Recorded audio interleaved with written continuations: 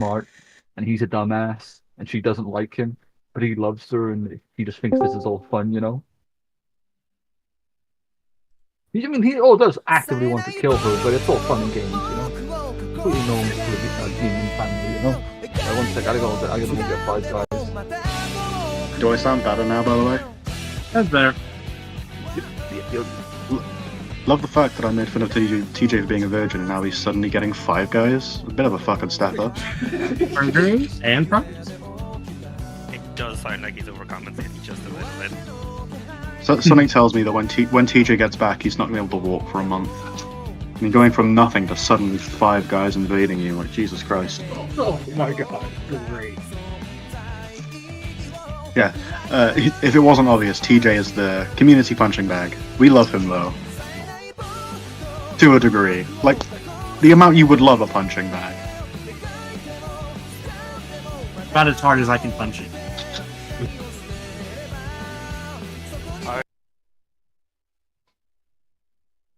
Until he gets the dishes done.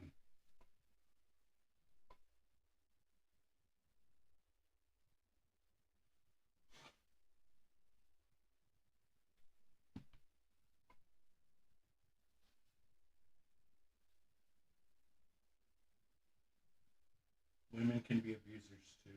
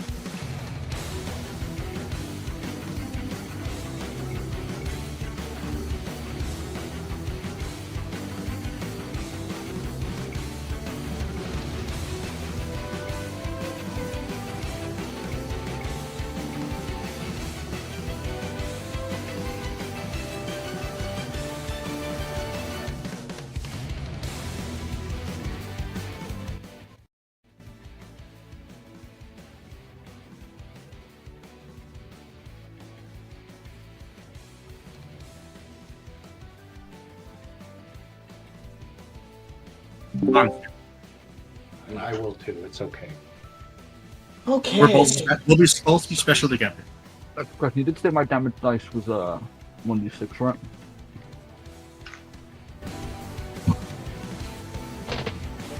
Okay.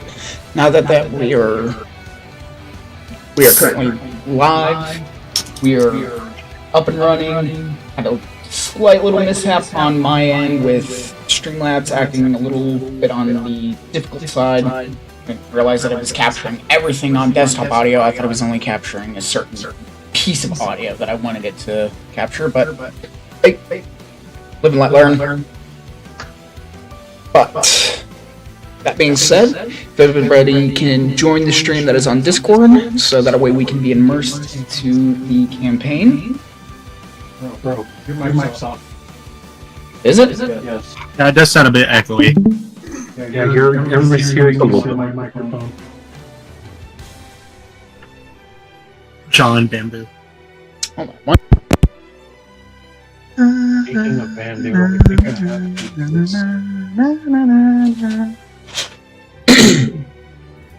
Testing 1, 2. There we go, that's better. Okay. No, it's not. Try again. Oh, it's because you have me muted. Oh, God. Whatever. It's TJ muted. Is TJ not? I had people talk in the background, so I just muted myself. So. Fair enough. No, you are perfectly fine. Alrighty.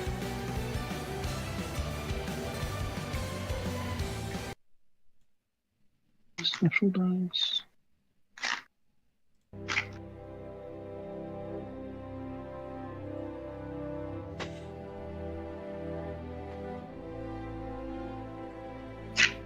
Alright. Hey.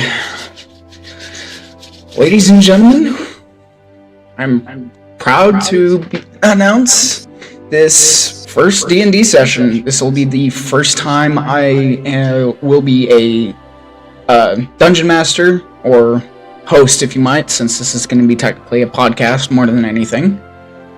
And I really, really do hope that everybody, not only just the viewers out there, but also everybody in the party will enjoy it. But right now, as of today, we are starting off on episode 1. Welcome to Your Hero Academia.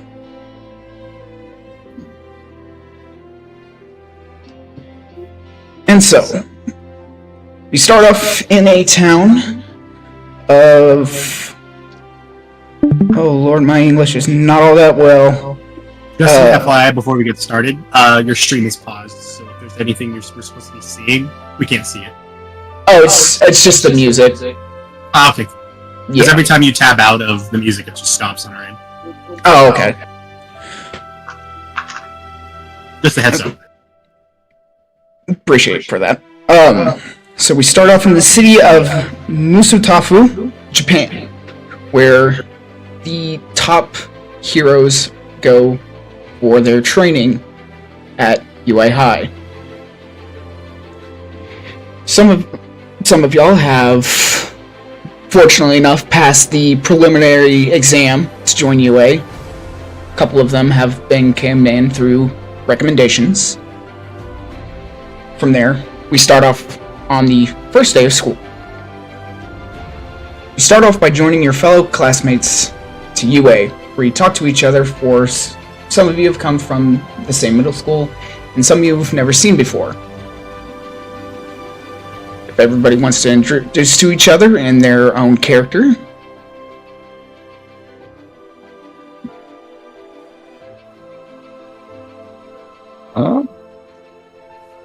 So, this is where you... It doesn't matter who gets to talk first, just talk amongst each other. And their character. Hello. I'm Billy. I'm a panda. It's nice to meet you.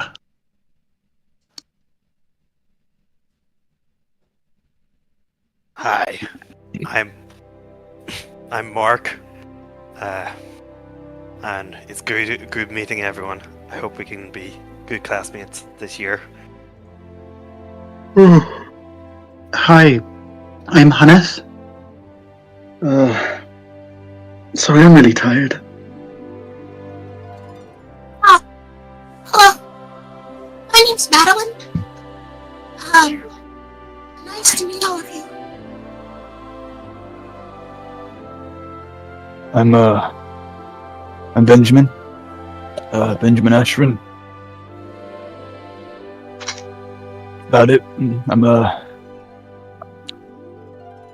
I don't know any of you, so I guess I'll get to know you while we're here, and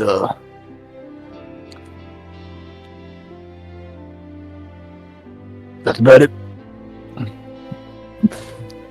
Benjamin says while looking very awkward, you know.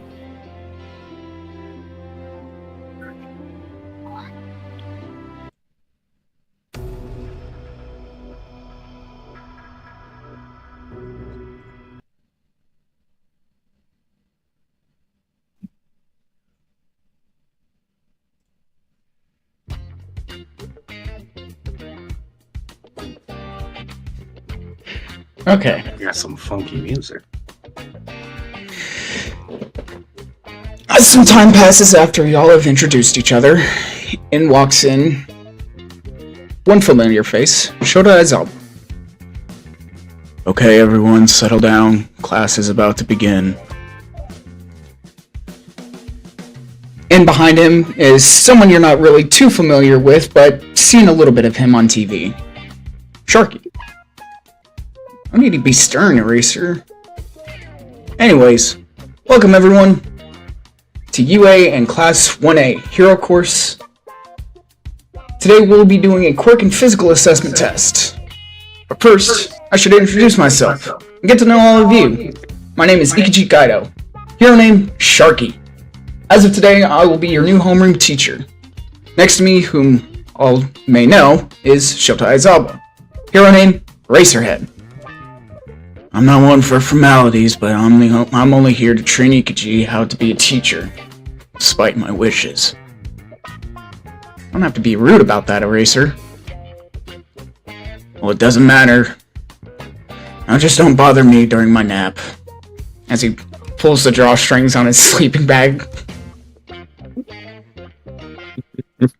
Alrighty then.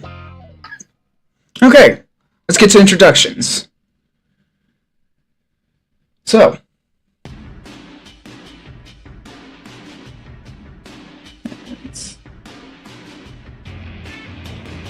So, Billy, how about you kick this off?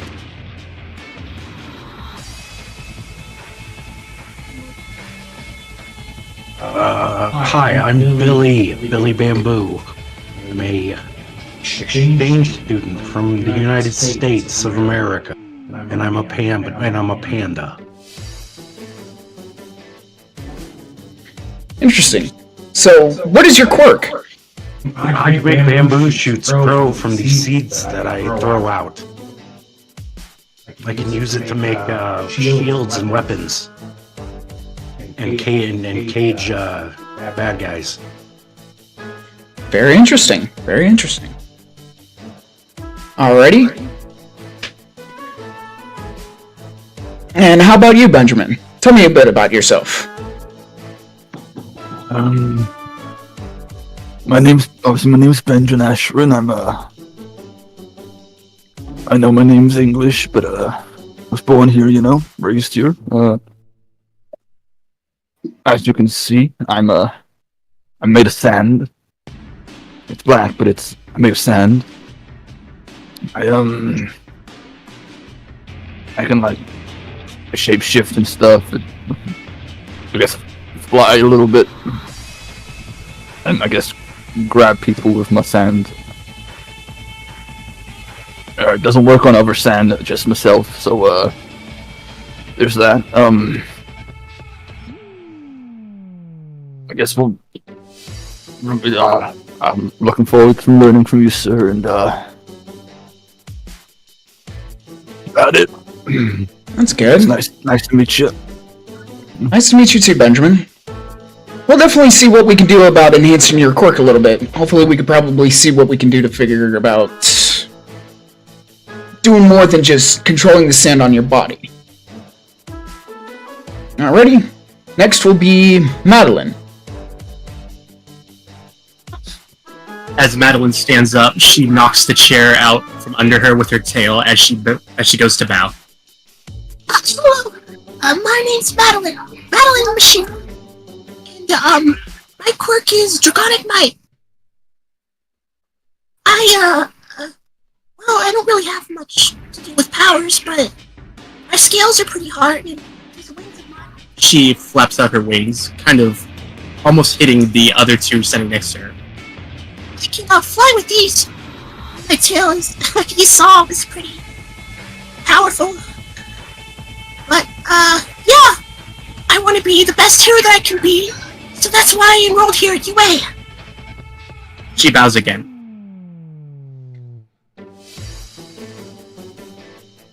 Wow. Well, that does seem as pretty much of a pretty similar quirk to Ryuku. We'll definitely see about getting you teamed up to get you trained up a little bit, since she's got a better understanding of dragon-type quirks.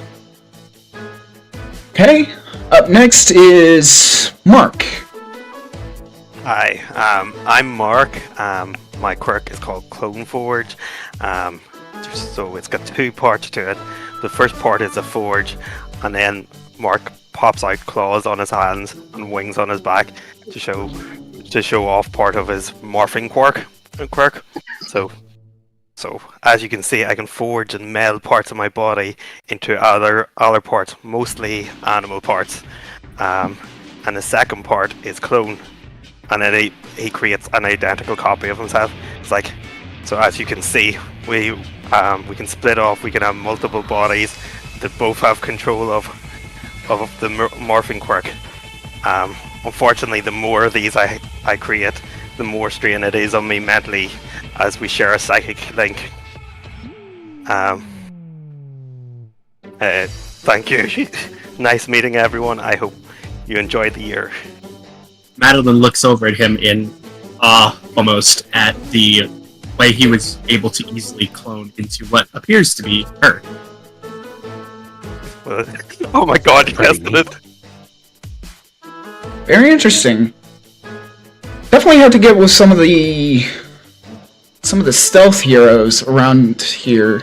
See what we can do with your quirk. Because if you can share psychic information through your clones, that'll definitely be good, useful information, and it'll keep less injuries on the battlefield. Alright, last but not least, Hundi? Am I pronouncing that correct? It's a Hunnith. I'm from Wales, so the double D's make a sound. My quirk is energy siphon. It's a bit hard to demonstrate it without a volunteer. I'm gonna make one of my clones walk up. As a volunteer. Thank you, Mark. What was it? Mark, yes. Lovely. So I can basically drain people of their energy like this, and she just reaches out and like clasps two hands over one of the clone Mark's hands to just start draining it of energy as quickly as she can. Mark's clone starts to get tired, and you can see signs of it wearing down. And also, to a lesser degree, you see Mark also feeling weaker as the energy gets drained from his clone. The moment Hunnith notices that the real Mark is getting drained, she quickly basically pulls both the hands away. Like, sorry, I can't really control how much without draining myself.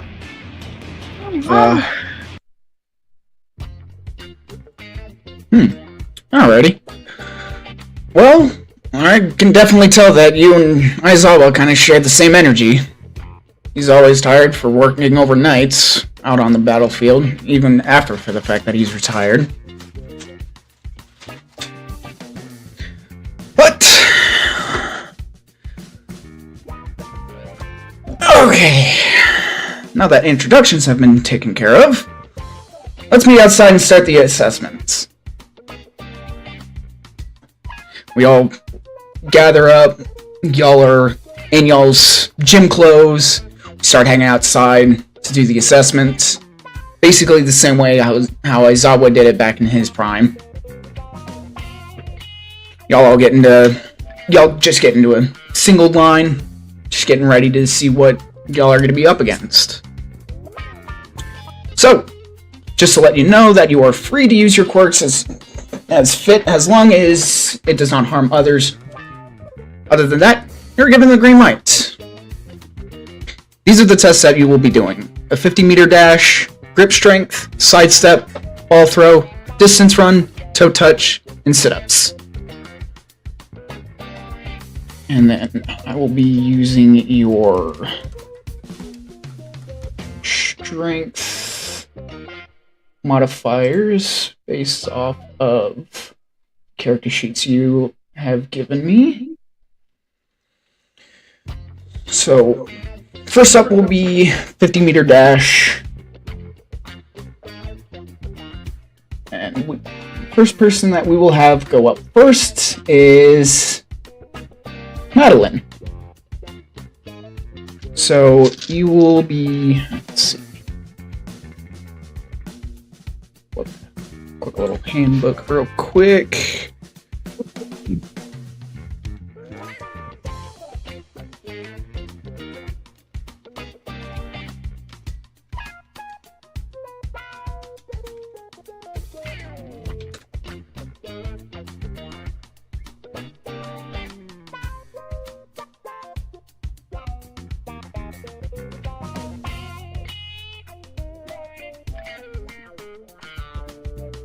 You know what?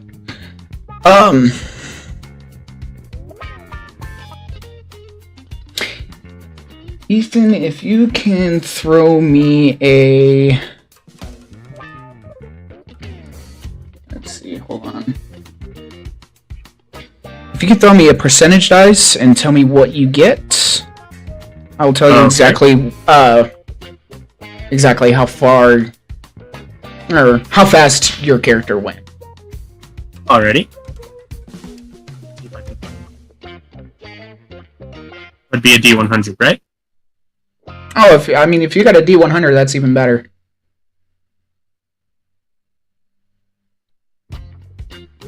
Or I guess that is a D100. I guess a D100 is the same thing as a percentage dice. Yeah. Okay, I will roll. I'm an idiot. Nah, you're fine. Don't worry about it. I had to look up what a percentage dice was. Yeah, no, I was... Again, for those who are watching, I just sincerely apologize. First time being a DM, so it may not all be that great, but this is just all for fun and games. Okay, I will roll. I rolled a 44. Set up 44. So... Alright, viewers, if it keeps going, let's make me roll a meme. Currently the fastest. No one else has gone yet. You've got that going for you. So, you decided to use your wings, well, obviously, with it, you being allowed to use your quirk, and you having the capability of flying, you use your wings to go from one end of the quirk to the other. From that distance, at 50 meters, you score a 4.43 seconds. After landing, Madeline pops up and looks very proud of herself. Alright. Next up is Hunneth. Okay. Rolling a percentile die as well? Yes. Got a 27.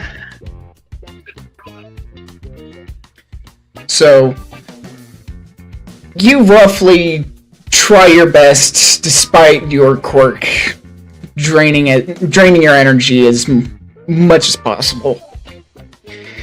That you land a 7.38 time to dash from one end to the other. As she gets to the the end of the run, she is bent over, hands on knees, breathing very heavily. She starts to walk back.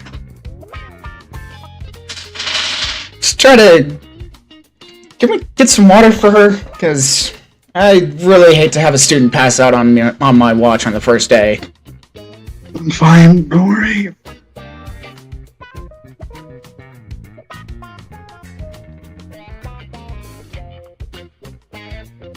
Alright.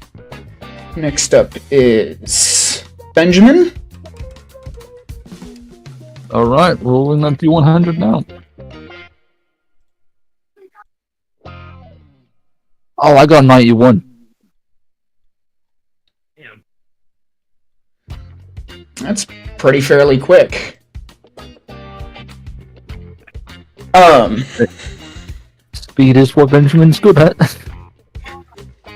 You just easily just use your quirk to just go from one end to the other within a matter of seconds. Like, it's pretty much almost as fair as, no, almost to cheating, but we did say quirks allowed, so you scored a 0.2 seconds.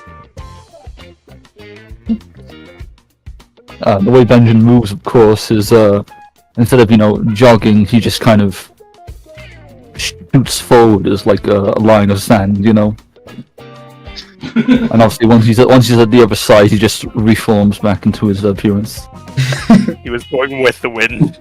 At that point, he does have to go back and pick up the uniform that has fallen off because he turned into a rope of sand. Alright. Once Benjamin returns, Madeline looks at him and kind of bumps him on the shoulder and simply says, Are you sure you can't teleport? Because I blinked and you were just over here. No teleportation. I'm just fast. Alrighty. After He that, seems quite proud of himself. He thinks he's got it in the bag for going first, So. alright, after that little possible time skip, up next is Billy. I don't think I'm gonna be there.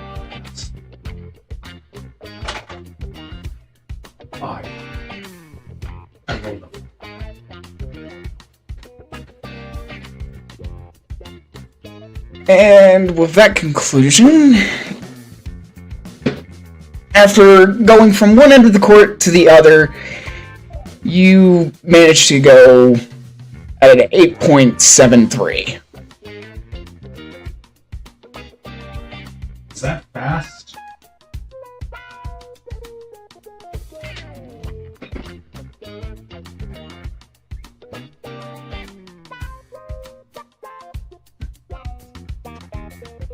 Once Billy reaches the end, Madeline pats him on the back. Good job, big guy. Thank you, I appreciate it.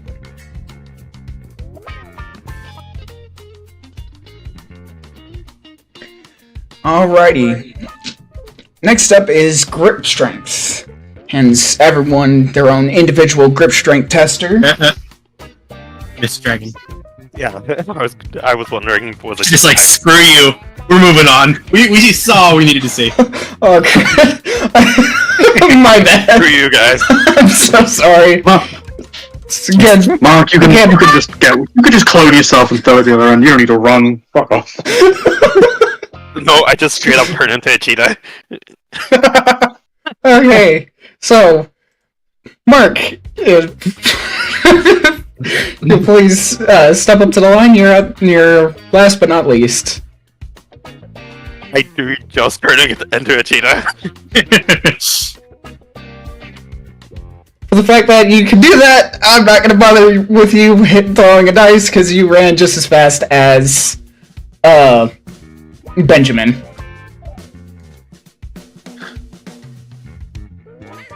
One second you were here, 1 second you were there. Before Mark can change back into his humanoid form, Madeline pats him on his back, I assume, and asks if she can pet him. Yeah, sure. She smiles gleefully as she happily strokes the kitty. He starts to roll on like the sand, like a training pitch, and purring. Aw. She happily pets his tummy. Okay. You fall into his trap. Never pat a cat on the belly. Rips your hand off. He does not. He's a good kitty.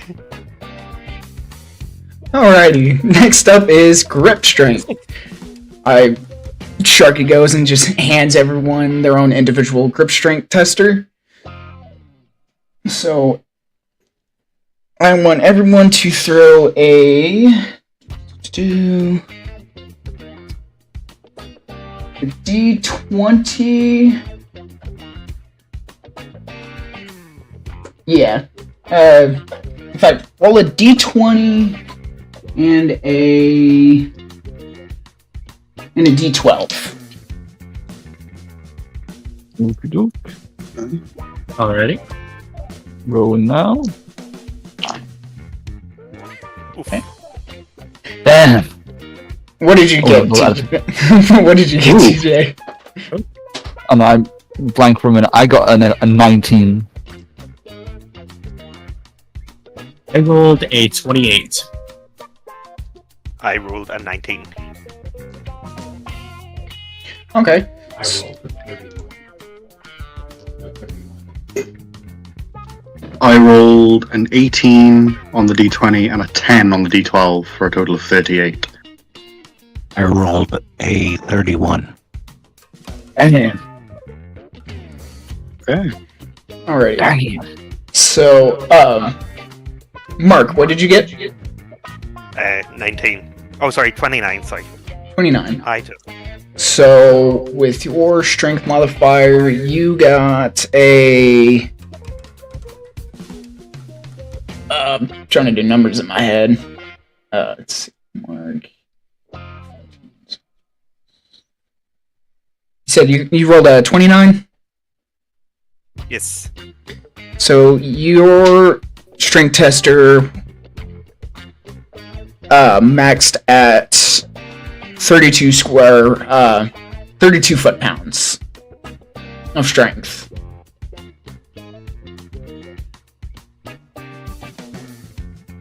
And then Dad, you said you got 31? 31. 31. So Yeah, 31. So you got about 50 foot-pounds. Ooh, I'm a torquey son of a bitch.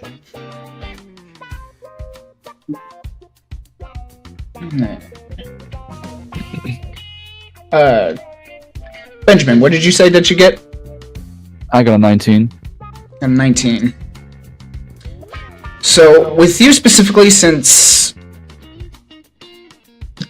grip strength, trying to grip strength something with being comprised of sand, it's a little bit harder to judge. So, we're going to give you a 23 grip strength. That's good to me. And then, Henneth, what did you get? I got a 38 total. 38. So you got 42 foot-pounds of grip strength. Nice. And then Ethan, what did you roll? I rolled a 28. 28.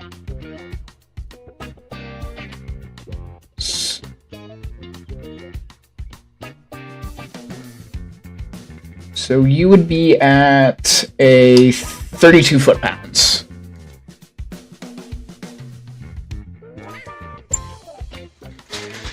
Next up is sidestep. So I'm gonna have everyone roll a D100 and a let's go with D100 and a D12. Alright. And then I'm just gonna go based off the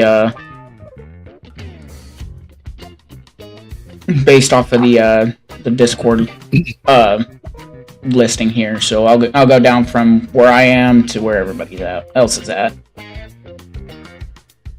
So, Mark, what did you get? Is this the total of the dice? Yes. That is 89. 89. So you did 89 side steps before getting tired. In total. Billy, what did you get?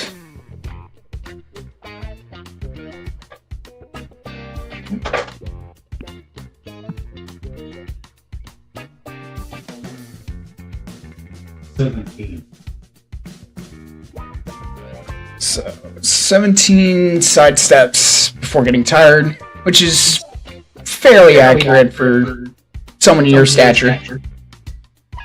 It's kind of hard moving this big body around. Alright. Sense. Madeline, what did you roll? I rolled an 81. So with your body being fairly light due to your heteromorphic quirk and you using your wings to kind of lighten yourself to go side to side, you managed to do 91 side steps before tripping on your own tail. She quickly stands up and assumes an All Might hero pose, looking very proud of herself for her progress. And then, Henneth, what did you roll? I rolled a 93. Overachiever. And for someone whose energy quirk is really draining on their energy, I mean, you've kind of got the opposite of that. You got a lot of energy on you. 91 side steps before nearly dropping dead from exhaustion. She spends a lot of her time exercising to try and increase her total energy. It just makes sense. She's just in her training arc. She had a lot of Red Bulls. That's what no one else has seen. She just has like cans of Red Bulls underneath her school skirt. Just She just shotgun one right before. just has. I know I'm gonna quote freaking the Russian Badger, but it's drink 5-hour energy sessions for the day. Like, Yeah, 25th hour. I think that's what we previously discussed. Oh yeah, just all of this stuff to be like, yeah, just like bottles of 5-hour energy and like adrenaline shots to keep her going. Okay, Benjamin, what did you roll? I unfortunately rolled a 36. So you done 36 side steps before your quirk mistakenly activates or more than the case. The speed of you moving back and forth had pretty much almost turned you into a stick. I got dizzy. Alrighty. Up next is the ball throw. So I'm gonna have everyone throw 2d100s and 2d12s. Are we combining all the dice rolls, or? Yes, since everybody will be using their quirk. For those who have higher strength modifiers and all that, makes it a little more realistic. Oh, let me break out my calculator because I am bad at math. Speaking of which, I forgot to mention, Ethan, your attack dice is going to be a D6. Raven, your attack dice is going to be a D10. Dragons is gonna be a D12. TJ, yours is gonna be a D6. Dad, yours is gonna be a D12. Nope. Alrighty, I wrote that down. I was not paying attention. I'm joking, I was. Alrighty. I have a quick question. What is your question? If I were to use my quick to say, for example, to just cover one side of the ball in sand and just keep moving it, is that cheating? Does that still constitute a throw? Or is that just stop being a throw then? It's just me moving the ball? I mean, I said you can use your quirk to your full extent. So as long as it has a little bit of airtime from the distance, because it has a tracker inside the ball, and the little device that I have in my hand is basically its starting point. So the moment you use your quirk to quote unquote throw the ball and just lightly just give it a little toss from the other end of the field, it'll give me a reading of how far basically it'll actually give me a good idea of how far your arm can go. You know, because I was thinking of like, instead of quote unquote throwing it, I throw it and then just use my sand power to just move it to like the range of like how far I can separate, you know? Right. So, For me, what if I just create a clone as a bird and just have them keep flying with it? I mean, yeah, you could do that. That works too. Yeah, that works too. You know, this is all about creatively using our bravely using our quirks. So if I'm moving it with my sand, do I still roll for that, or do I just? Yes, you would roll for that because you are using your quirk. Right. Or is that just included into the original 4 die, or does that add or anything? You know? No, you just the original dice I told you to throw, the 2D, Gotcha. the 2D100s and the D12s. All right, gotcha. Mark, what did you get? I got 145. So your distance for throwing the ball, or I'm guessing you've probably used your quirk to clone a bird of some sort to carry the ball as far as they could, before a much more bigger bird of prey comes over and just knocks the bird clone unconscious and drops the ball at that distance of, you said 145 meters? Or 145? 145, yeah. It's Yes. a little Mikey bird. My God. Alrighty, Bill, what did you throw?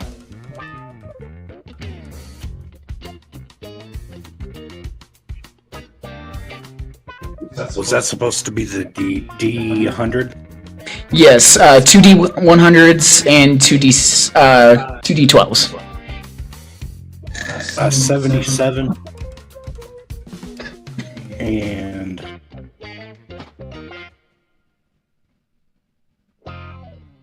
14 So that is numbers. I'll be 91. 91, thank you. So you throw your ball 91 meters from where you tossed it. Yeah, so I'm gonna stab a stick of bamboo in the ground, put the ball on top of it like a golf tee, and hit it with another piece of bamboo. I love the idea. I love that idea. That's awesome. Pro is a professional golfer. He golfs in his off time. Donald Trump, you better watch out. Anyway, Madeline, what did you throw? I threw a 190 190. Madeline. Before throwing it, tosses it up in the air underhanded, jumps up, and does a few spins before smacking the ball with her tail and sending it down range. Nice. It's funny enough that I actually, when I was making this, I actually visualized you using your tail of some sort for the ball throw. So I'm really happy with that. And so that'll be the distance of how far the ball got launched.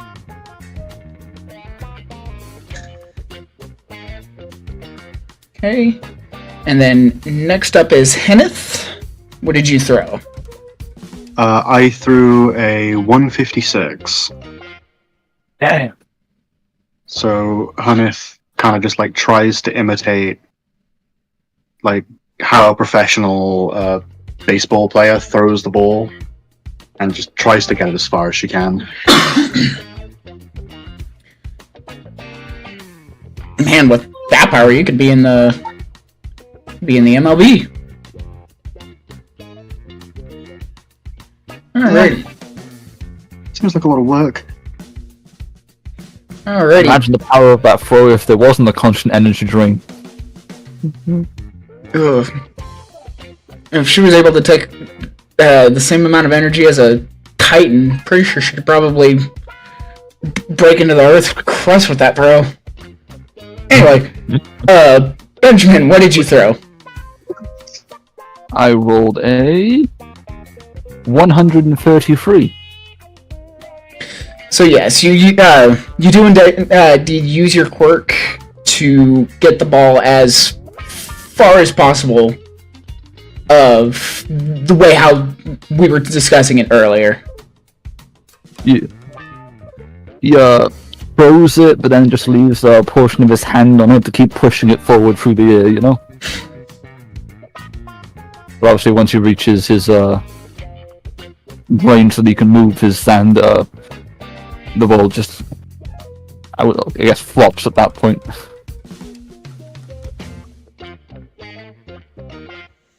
You guys see that? What was that, sorry? What a throw! I don't think he can hear too well. I think he has sand in his ears. My ears are sand, and there's no sand. I mean, there is sand in them, but That's the point, Benjamin. I'm sorry. Dylan walks up to Benjamin and gets close to his ear. I should just shout in his ear. Benjamin's entire body just like vibrates. Like the sound waves travel through him. And he shivers. His body reacts the same way that sand does when it's put on a base turned up high. Yeah. Just- Please don't do that. Sorry. Alrighty. Next up is distance run. So we will be using the same dice as the ball throw to judge the distance.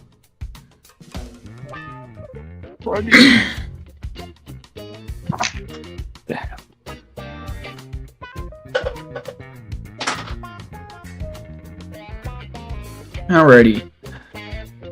So, Mark, what did you get? Sorry, I'm still doing my dice here. Oh no, you're good. You're good. Oh.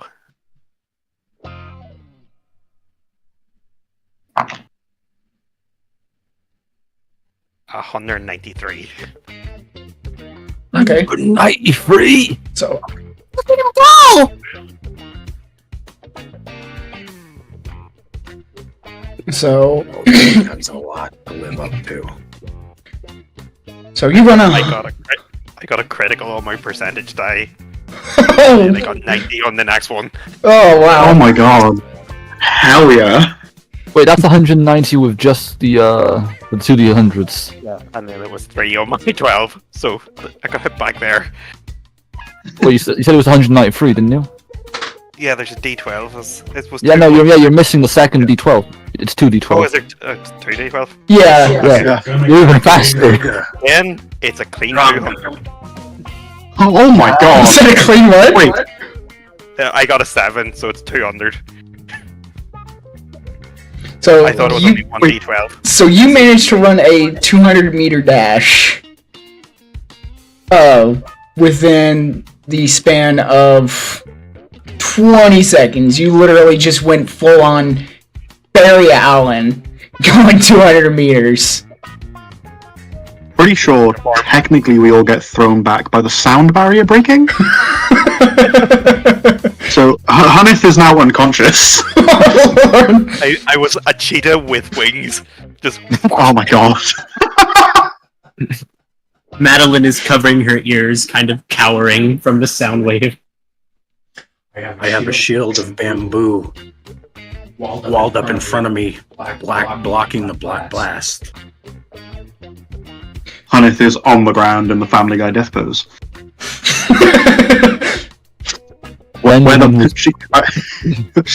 She's either unconscious from the sound wave or her own quirk. You decide, viewers.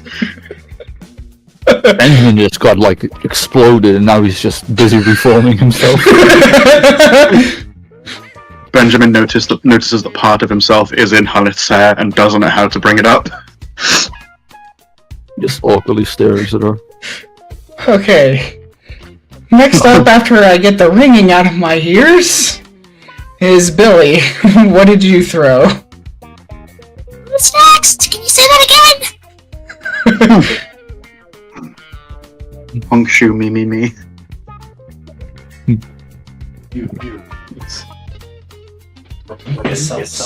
Couldn't get you. I said, Billy, what did you throw? D200.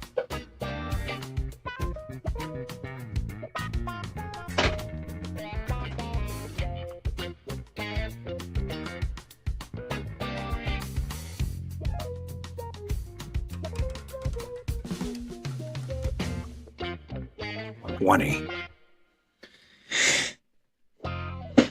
So, Roll 20? on 2D... That's funny. Did you say 20? did you say 20? Did you say 20? Damn. Did you say 20? I think I did. Again.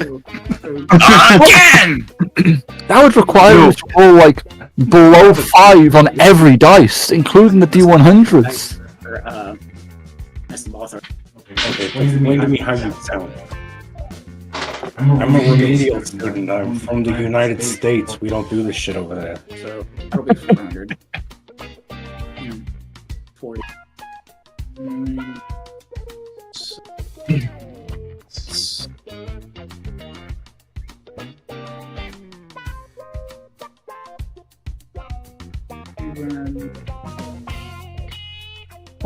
56 meters. Oh, okay.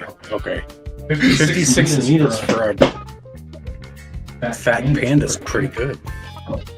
I mean, to be fair, I'm pretty sure that does break some records. Yeah, It's definitely in your weight under class.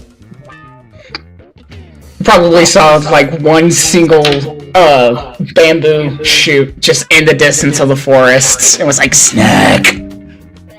Have a light snack at the end.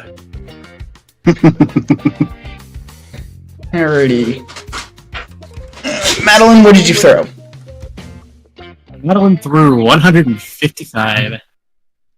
I could definitely see that 155. With the previous exams, putting a little bit of exhaustion on your quirk. 135 from a for a distance run is not that bad. And Madeline, go ahead. sorry. No, I was you. gonna say Madeline was actually making quite a good pace, before she got a little bit in her own head and tripped on her tail. Aww. She proceeded to face plant and slide at least another 5 meters in the sand.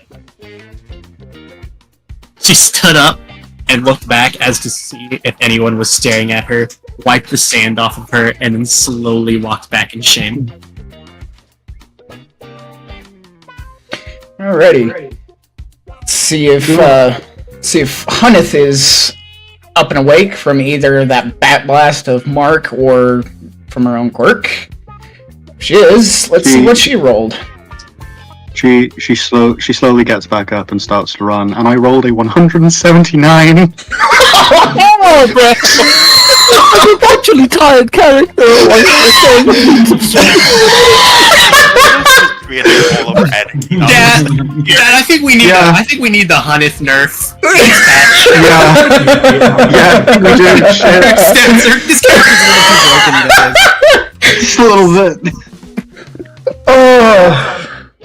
That nap really just reinvigorated her. And now that she's run 179 meters, she's fucking exhausted again. I'm gonna go off of a limb here and say that there was probably some sort of insect or bug that had like touched her hand, and she gained a little bit of energy off of it and managed to pull that off.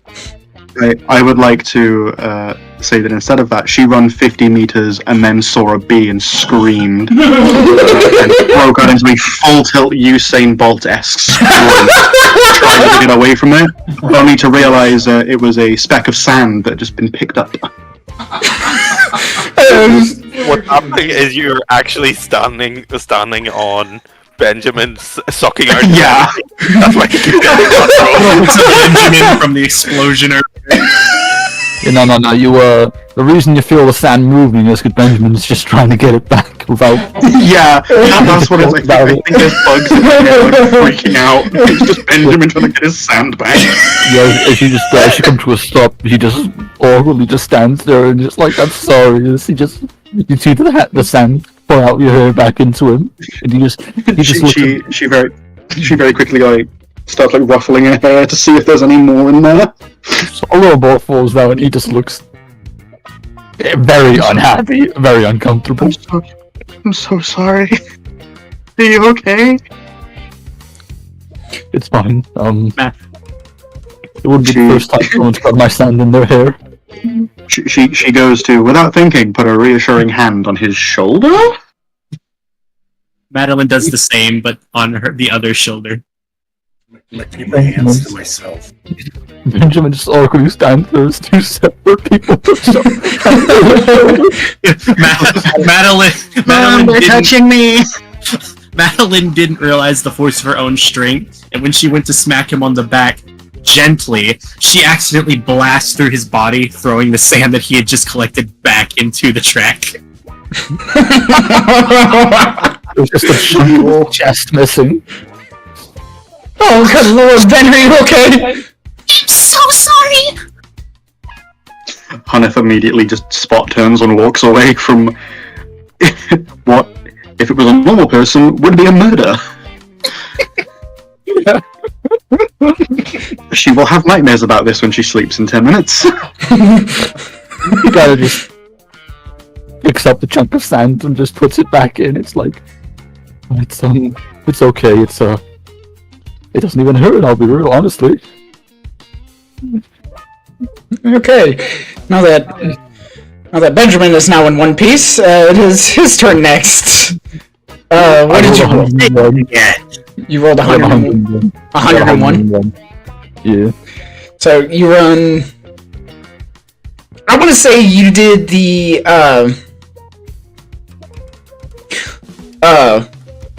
like the stealth sky move, where you just extend your legs from one end to the other over the track to go 101 meters. Yeah. Just one single big step. Alrighty. Next up is toe touch. So everybody will be rolling 2 d20s now this time. What is a toe touch? It's you basically just sit, go full sit, legs fully out extended, and you just touch your toes. Does Benjamin have toes? Right now, here's the thing. I describe him as vaguely human-shaped. When he's not concentrating, no, he does not have toes. It's all just one solid foot. He just turned into a foot. It's like a mannequin's foot, basically. The melty bit underneath the green arm. You know, this would realistically be extremely easy for Ben, but I know I'm probably gonna roll really badly. I'm in the same boat. It should be easy. It was. Okay, Mark, what did you get? I got a 19. Damn. So you were able to do 19 toe touches.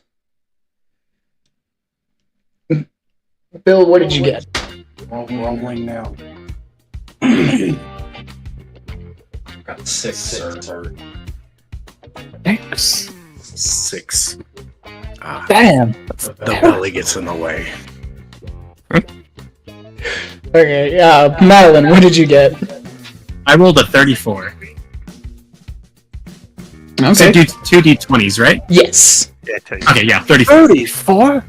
Damn. Okay. Aneth, She uses her wings to propel her body forward when she touches her toes to lighten the load. yeah, that conserved a little bit of energy, yeah. I can definitely see that. Aneth, what did you get? I got a 36. The last 10 are definitely like she is like pushing it. Please don't tell me you saw another me and was trying to put Screw away. It was just more sand from when the chest punched out. Oh. She's like very clearly like trying to force herself to like try and be like as good as everyone else. And she's very clearly like she's like running out of energy. She's like, gotta keep going. Oh, you sleep. She finishes it through sheer fucking willpower. Yeah, it is just sheer willpower at this point that she's still moving. Alrighty, last is Benjamin. What did you get, sir? I'm kind of ashamed that I've been bested about it, like the gal who's just like, permanently tired. I only got a 27. I mean, hey, that's Which is crazy when you think about the fact that doing sit-ups quite literally doesn't require any more energy for Benjamin than doing anything else.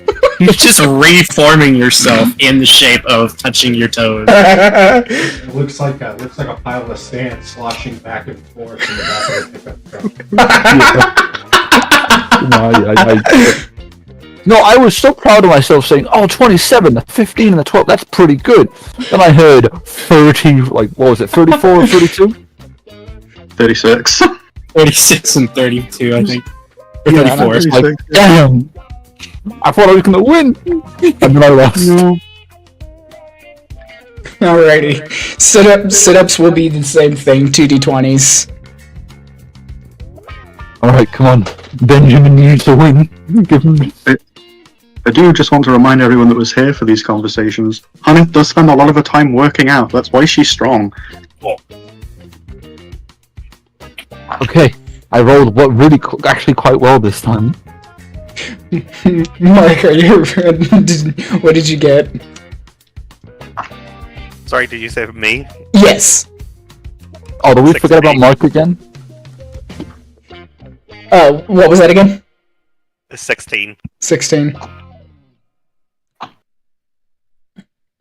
Did we Okay. forget about Mark again?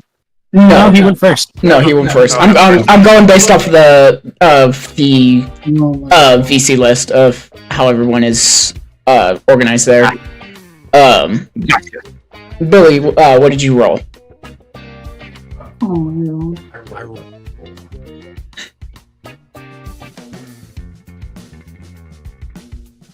I rolled a 4. Again, a belly. Alrighty, Madeline, I what just did you... a dismal luck. Madeline, what did you get? I rolled a fucking 40, bitch. Oh! Jesus! 2 T20s. That is God's sake. I really wish I had a physical dice board so this could be even more satisfying. I just keep Wait, rolling yeah, them off freaking Google. Did you seriously get 2 nat 20s? Yes. Oh my god, no! So did I! No way! What Are you kidding me? We're just the best, guys. Oh! Well, this is not gonna be my class. There's a lot of tryhards here. I turn into an ostrich and bury my head in the sand. Be careful, it's not in the Benjamin's chest again. It's straight through Benjamin's butt. So Madeline walks over to Hunnith and helps her up as she's clearly, like, struggling to even be alive at this point. See, you say that. Madeline gets over and Haneth is like still in like the top part of like the sit-up, and you just hear her quietly snoring. she has pushed herself too far. She is now asleep. Just in a crunch. Okay, Benjamin, what did you get?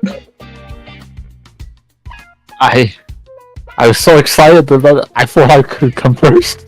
I rolled a 32. Oh no. I mean, hey, still not bad. It's not bad. Not bad, my little guy. You little sand goober. Benjamin expecting to win, given that's how it all works for him. Watches in like horror. She looks over and just sees like. She just sees Haneth in her sleep doing sit-ups. Benjamin just Sleep trains. winks a little. It's okay. Alrighty. I have a lot of tryhards in this group. As the physical and quirk assessment test concludes, Sharky comes up and tells everyone, okay, since the assessment is done, this will give us a chance to kind of give us a little bit of break while I calculate everyone's final scores. Which, in reality, that will also give everybody here at the party a chance to go use the bathroom, go grab a drink, snacks, take care of business, so on and so forth. So, we will be right back. Huzzah! So, damn, 2 nat 20s. I am shook.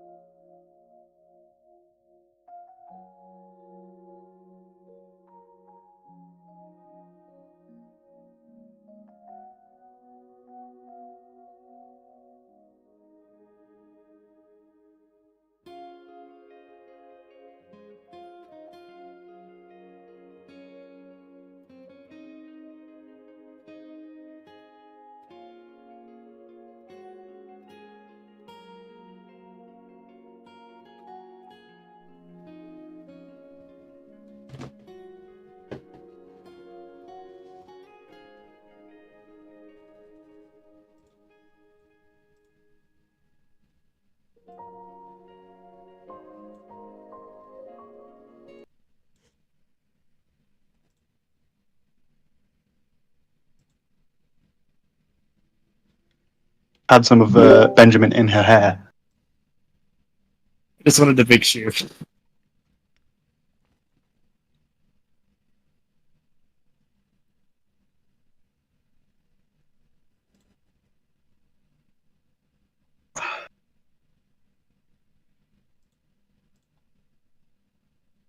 Yeah, Dragon, I think we have a similar dice set, hell yeah.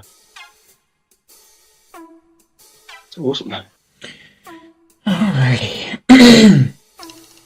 And we are back. I do think Onyx has just nipped to the bathroom though, unfortunately. Oh, that's alright. We will wait for him.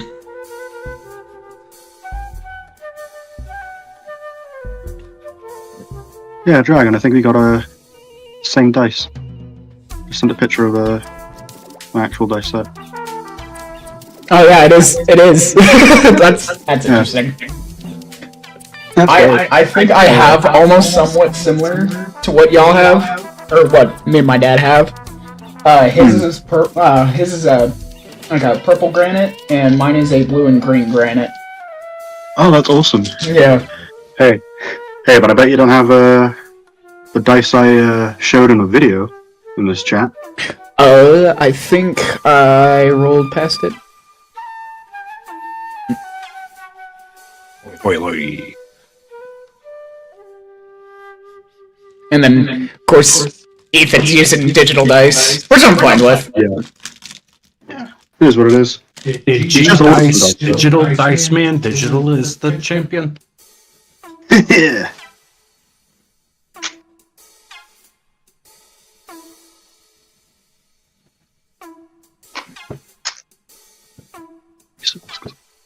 I'm back. Welcome back. Welcome back.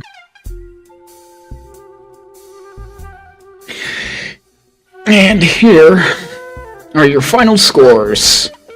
Mark, you scored a 247. Billy, your score was 139. Madeline, your score was 336. Pretty impressive. But I do have to say, for the one student that has a energy siphoning quirk, scored a 380, which I do have to say, which was one of those terms. Benjamin did kind of help for the fact that she mistaken a piece of sand for B. Sorry. Scored a 380, and then Benjamin a 225. So overall, I'm very impressed. Yeah. Madeline goes up to hug Hanif and congratulate her. Haneth accepts the hug, but doesn't hug back, like, fully. She keeps her hands, like, not touching Madeline, for fear that she will put Madeline to sleep. We should definitely invest into getting you some gloves there, friend. Oh wow. Yeah. Yeah, definitely. Those are like this exactly the same as mine. Nice. Hell yeah. Benjamin just has like you did quite well. I feel like I should have done better, but There's always next time, yeah, next time. right? Then yeah, I guess he gives you a pat on the shoulder this time, you know. Benjamin? She comes up and does the exact same thing she did earlier, unbeknownst, just completely out of habit, breaking half of his body all over the floor. He just splatters all over the floor. Leaves the Sandman alone. He's gonna make a mess everywhere. I'm so sorry, I didn't mean to. Does that count as bullying? It's happened more than once. No, I... She kind of curls up a little bit, cursing herself for her own foolishness. Hey, it's all right. I've had much worse being done to me, you know. People get curious when you're made of sand. There was that one time I fell into a particle accelerator. And then a bird flew into it. Alrighty. It was one time some friends at the time they dared me to climb into a washing machine, and they turned it on.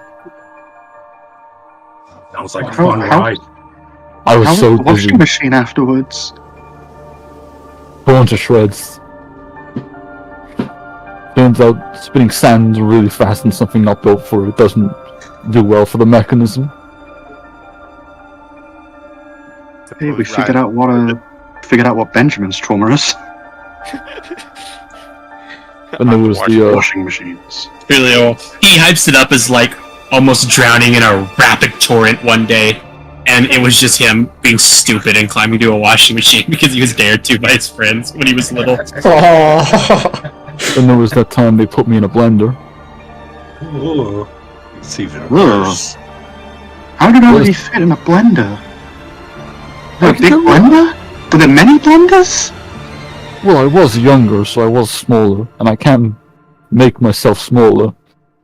Yeah, And but the- like, As if doesn't the far rest of from the sand need to go somewhere? Benjamin just looks at you for a moment, and then he just suddenly becomes like a third of his usual height.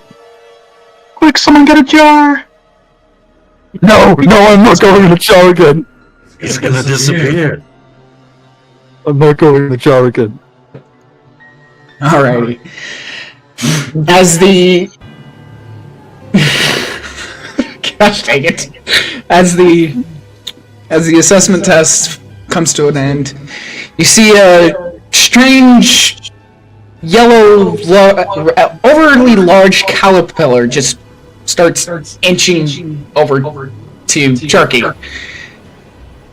And then a little hole just opens up, and it's just Shota's face just looking at the scores, and he's like, Not bad. Not as good as the last class, but I think some of you could be heroes. However, this is something you shouldn't take lightly. For example, the war that took place 10 years ago. Things we should take in consideration in order to succeed as heroes. Mike's cutting out.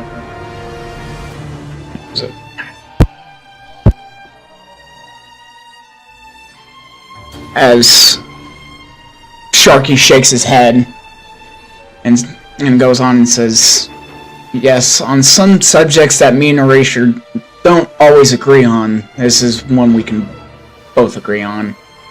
The war 10 years ago has left a major scar on the reliability of us heroes. Even for Eraser, having to retire and being a full-time teacher. But that doesn't mean we have to give up hope. That we can gain the trust, not only the people that we've sworn to protect, but to each other and ourselves. So let's work hard to regain that desire and go beyond plus ultra.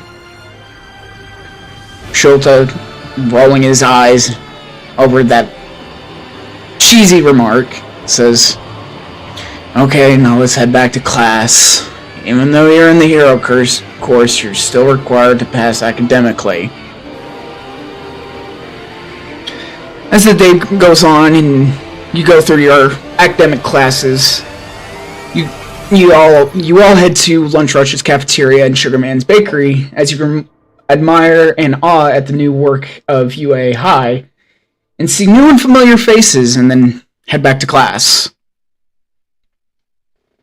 As y'all are seated and getting ready to see what's going to be happening next, Sharky walks in and he says, now that our bellies are full and our minds are sharp, we'll now be heading to training ground beta. Change the music just real quick.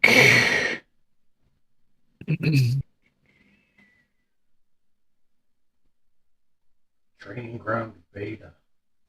Should be. During lunch, Benjamin just sits there, considering the fact that I don't think he can eat, considering all things considered. Yes. What does a Sandman eat? More sand?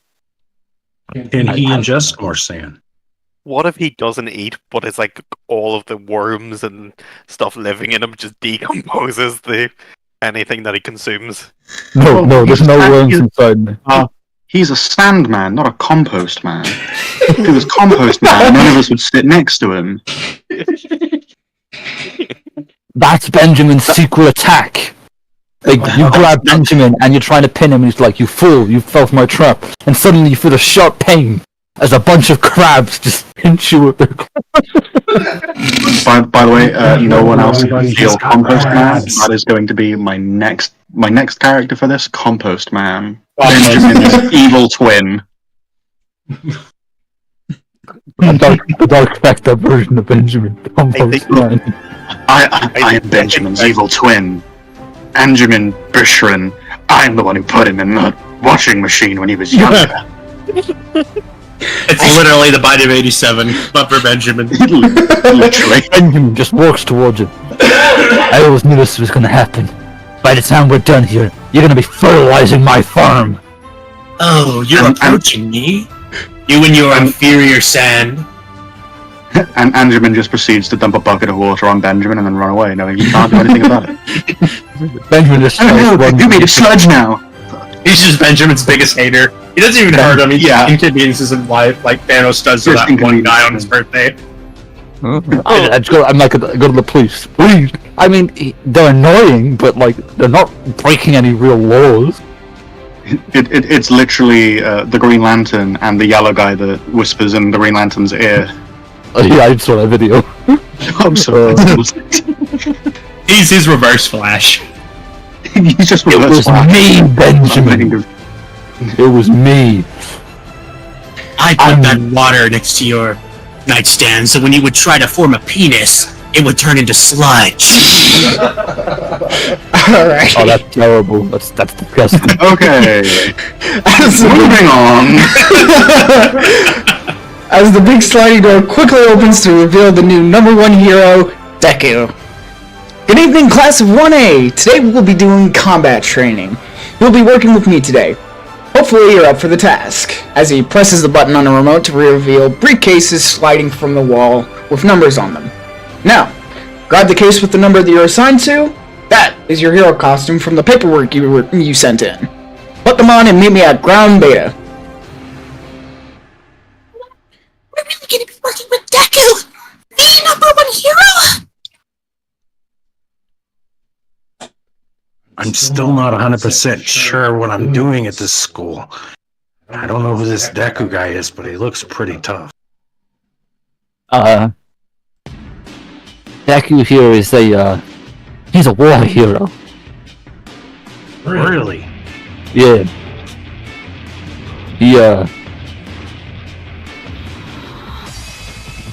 He beat Shigaraki in a fight and saved us from well, he saved the world.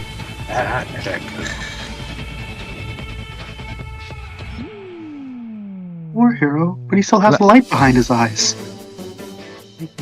Last I heard, he was I thought he was. I mean, I'm pretty sure he was retired, but I guess.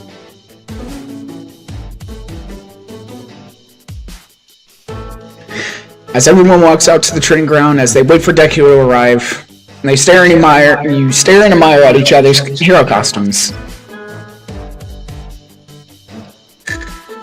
Except for Benjamin, who isn't really wearing one. He just morphs his sand body to like a belt. I keep picturing Bubble Boy from he just kind of absorbs, he like creates a little sand tank top whenever he's got to do work. Yeah. Perfect. He's got he's got a hero logo on forward made out of like sand on his chest. Just with a big ass.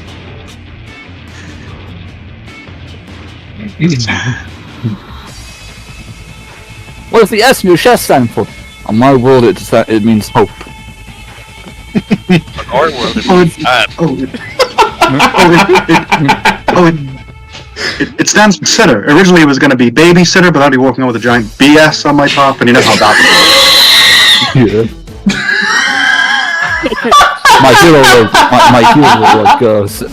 my go-to hero saying is, "I'm close, I'm lost, and I get everywhere." I think if I was being saved by that hero, I'd probably just want to die.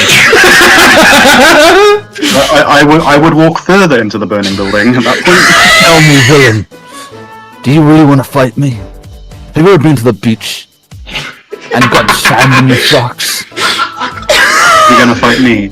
That's bring a towel. I possibly for your ass crack forever. I'll bury it so deep, it won't ever come down. And I still got some of the sand in my fucking ass crack. I've been finding me in your boots for weeks. I can get sand in crevices you didn't even know existed. I'll be under your finger and toenails forever. The sand in my beehole, it burns! They're gonna brush the sand off when the sand moves. And then they say your girlfriends all get UTIs. I'm so sorry. I am going to form kidney stones. And then we'll see if you're gonna be a villain. That's a step too far, man. Don't give someone kidney stones willingly. What the hell's wrong with you? You're a villain! You're my hero! Those were Vengeance's original combat moves, but then the NATO was like, Oh my fucking god, I hate every single one of y'all. I was mid-drink after that. And the VOD. Chat, we're gonna have to edit this VOD so much. In like a year from now, some little girl's gonna come up to you like, "You're one of those heroes, aren't you?" And be like, "I used to be." Kidney stones. convention. Instead of pocket sand, it's kidney stones. I'm so sorry. I will shut up now. I will leave if you want me to. Oh, Alright guys, that was our D&D campaign. We've been cancelled on Twitter already. It was nice meeting all of you. No, next session. Hi there, Benjamin no being played. He was killed in his sleep because... No, we have Compost Man. Compost man. Okay. Right, God. Oh, that was funny. As you all are talking amongst each other about how amazing y'all's costumes look, out of the blue you hear a crash and see a big puff of smoke as Deku appears. In a rather interesting way. As you see that he's doing his very unique All Might impression. Goes and is like, "So, shall we get started, you bunch of newbies?" You all just stare at him with blank face of how not funny it was. Who is this guy again? War hero who saved the entire world from search and destruction. I thought this It's guy not was very funny. This was a lot cooler in my head. As Deku looks a little defeated over the little joke. I thought it was cool. I think. As Deku looks a little defeated over the not so really good joke. It's time to transfer back to the United States. Deku goes, "Okay, not the greatest introduction, but let's get this training session underway. So today's training will consist of two teams, heroes and villains. Everyone will draw lots to see who will you be up against. I shall also mention that in the world of heroes, not only will you be facing foes in outdoor terrain, you will be fighting in urban combat, warehouses, underground tunnels, and more. These are essential to learn all types of scenarios. So it's better to be prepared now than figuring out later. Now, the objective for the teams. First, the villains will hide and protect a fake nuclear weapon anywhere in the building. After the setup time is up, it's up for the heroes to either locate the weapon or capture the villains with this capture tape, as he holds what looks to be Teflon tape for plumbers. The same rule applies for the villains that take the heroes captive and protect the weapon or stall the heroes till the timer is up. Oh, I should mention that the heroes only have 15 minutes to either secure the bioweapon or apprehend the villains. I'll be watching you on the cams placed inside the buildings, and I'll be judging you based on your performance, and I'll be communicating via these earpieces. So, come and draw your lots! Mr. Izuku? Madeline raises her hand. Yes, dear child. Could I sub this one out? Beat yourself. You're clicking. No, it's not the machine. You're too close. I'm sorry, can you repeat that again, Madeline? Could I set this one out? Unfortunately, not. As for heroes, we have to train to become better than what we are today. And we have to protect those that we care about the most. Even if that means hurting yourself in the process. Or doing things that we shouldn't be doing in the process. In this world, there are scum in the world that break the rules. But the worser scum if you abandon those that you have wanted to protect. Anyway, there are no sitting out in this training scenario. Sir. She looks a little defeated, but rejoins the group. Since there's only 5 of y'all, I will have to have one of y'all go twice. So I'm going to make a quick little. I'm gonna make Me two people. Bingo. If you want, you could also roll the d5 to 1d5 to see which of us goes. Oh twice. yeah, I can do that. So One day I will own a specific D5, and I will achieve uber nerd in the D&D community. Or you could have a D10. Yeah, well, that's boring. Plus, I already have like an actual D100. I'm just not using it because it's a ball. Does he stop on any numbers? It does after rolling for like 10 minutes. 50 if you're rolling it downhill. Seems like a pain in the ass. 5 if you're rolling it downhill and there's someone down there not expecting it to hit them in the head. I'm gonna get myself a custom-made 1d16, just to fuck with people's heads. I'm gonna hit you. With a bat. And I'm gonna steal your specifically made D16. What's a guy gotta do to get a D1? I need a one-sided dice right now. Called a bouncy ball. It's just a bouncy ball. Can I get a D half? Oh, shut up.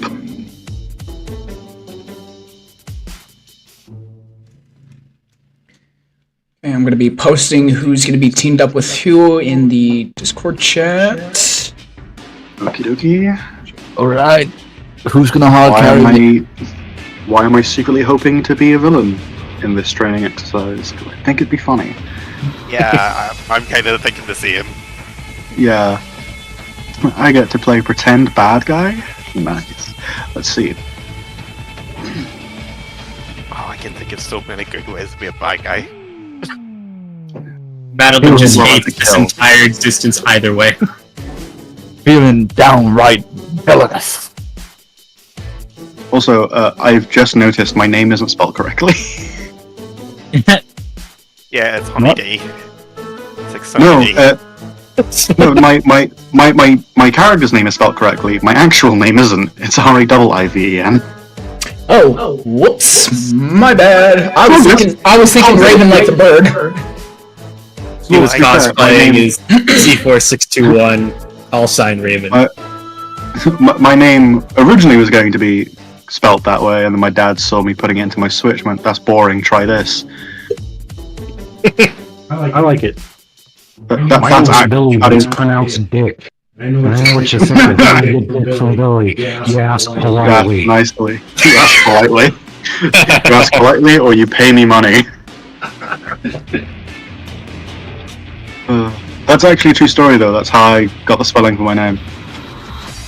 That's good. Yeah. I always say, yeah. Nice.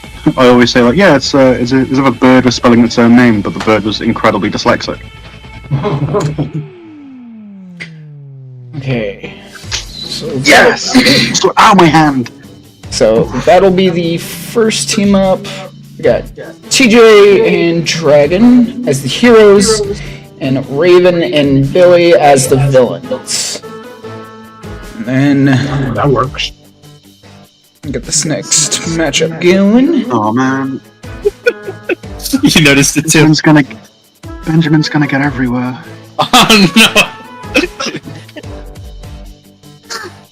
At least I'm glad I'm not fighting him first. I don't want to fight anyone. You still might have to fight him afterwards. Sand. You still might... Does anyone have water? Or a blowtorch? I'm just gonna. Aha! We're gonna play in the sand for the next 2 hours and end up with rough palms. Oh, no. I regret being on TJ's team. I had such a good counter. I would turn into a pelican and get a mouthful of water. Wow. To be fair, you still could, and then get the glory for yourself. That is a good point. Or he could just simply scoop up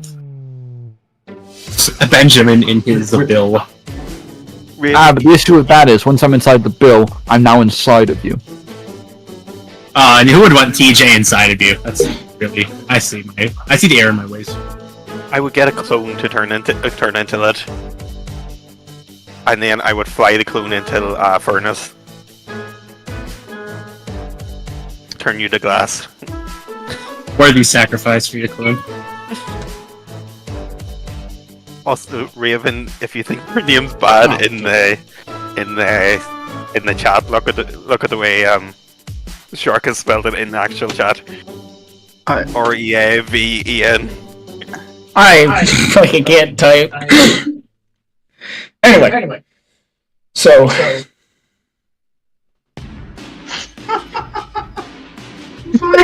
It's really funny. That's the American education system for you folks. It's Shark, it's fine, don't worry. Those are the matchups. We have TJ and Dragon as the heroes and Raven and Billy as the villains. And then we have Ethan and Raven as the heroes, and then TJ and Billy as the villains.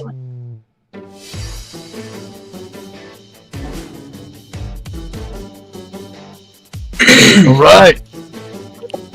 So, Stand on his team. I'm perfectly happy being a villain, but again, how do you fight sand? At least the next time you're not fighting sand, you're fighting with sand? What am I supposed to do? Throw it at him? Grab handfuls? Can't grow bamboo. Well, can we grow bamboo and sand? He wouldn't want sand in my scales. okay. As the teams have been decided, the villains will enter the building first, which will be Raven and Billy. Now the building is a 5-story building comprised of several corridors and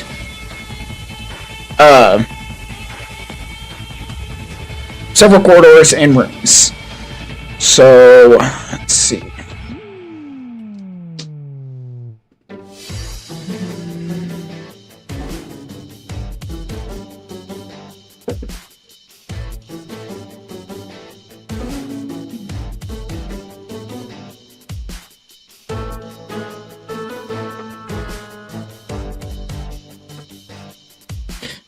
Okay, so I've decided to roll for this.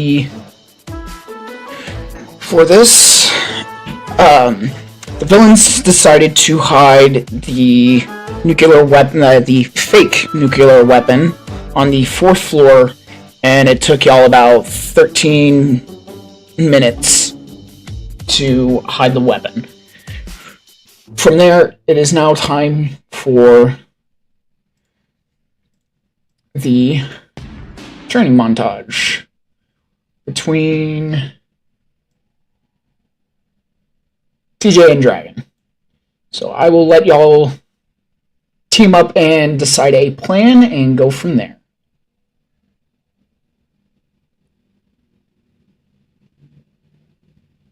I've already got my plan on how to disable the nuke. Is it sand? It is. So, Benjamin, what can you do with your powers? How do you think you could help in this mission? Well, our goal isn't to fight, it's to take care of the nuke, right? Yes. Here's what we're gonna do, what we can do. You distract them. I can do that. You come up from the bottom floor and, like, make a noise, make some mess, and while you're doing that, I'm gonna come from above, sneak in, and work my way inside of the nuke, and just thread the wires, and deactivate it that way. Real quick pause. I'm gonna move Raven and Billy to the other chat, so that way they can discuss their plan. Understandable? Alrighty. So, Yep, I can hear you. okay, y'all continue. If I need to make a lot of noise and a lot of runs, I could turn into a railway and actually just start bulldozing through walls, really wrecking stuff. I'm up in with a full. Well, maybe destroying the whole building is a bit too loud. We are supposed to be heroes, and destroying a building with a nuke in it is probably not good for as a hero. I mean, the crowd. What's one building if you nuke?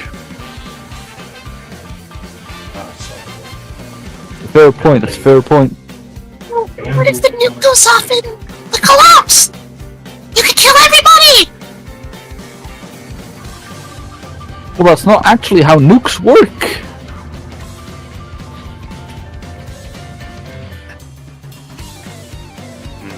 The conditions to make a nuke are very specific.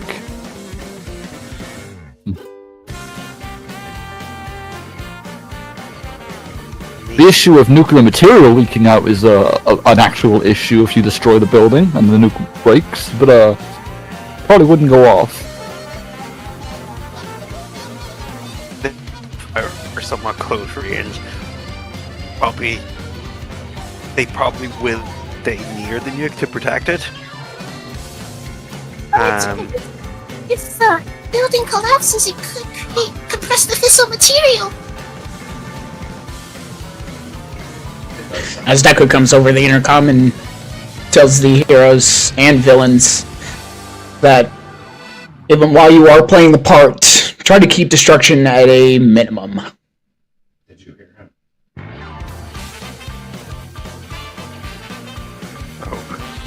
I guess we can't build it.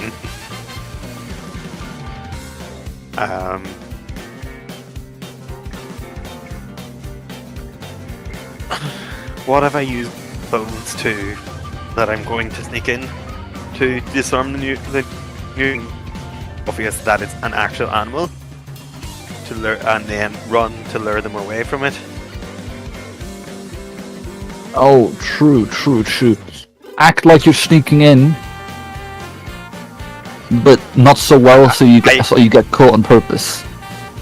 Yeah, and then I actually could go through the roof with you also. We can flank them. It's a lot easier for me to hide than it is for you. I think, at least. I mean, I can transform into something smaller, but yeah, probably is easier for you to hide. Yeah, we'll both come in on the roof, but from different sides, you know?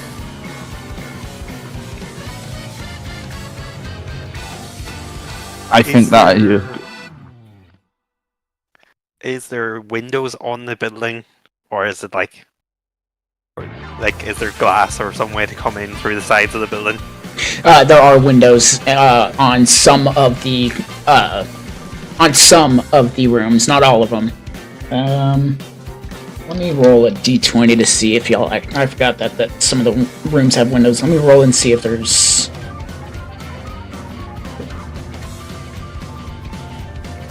Okay, so the room that they hit it does have a window. So I could do that. I could have someone coming up, and I could be like making obvious noise, like we're planning, we're trying to go in. It's like, oh, search that room over there, etc., etc. And then as we get there, you can sneak in the top, and if needed, I can burst through the window. Yeah. Take them off guard. we need to come up with a way to deal with Hyanth, because if either of us get close to their, that's us zapped of our power. We'll be too weak to fight.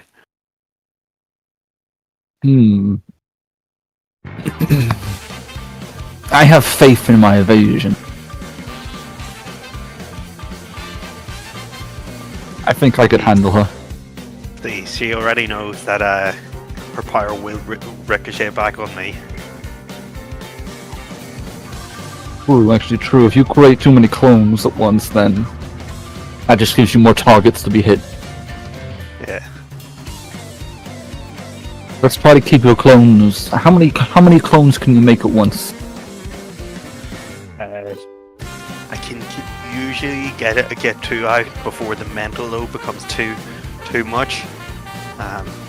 Because I'm able to psychic link. I take in a lot of information all at once. Then let's do max out to just you and your clone. Yeah. That way, there's not too many targets for you to be grabbed as well. But I think this plan could work. We both sneak in, you and your clone make a little bit of noise to try and get caught, quote unquote, on purpose. And I will sneak in and deactivate the nuke from the inside. Which in this case I assume would mostly just be disabling the clock, right? There's no actual nuke to disarm. No, trial by fire, real nuke. Yeah, it's a real warhead. But the budget's so high. But yeah, I think this plan will work. Let's do this. I think this should work, yeah.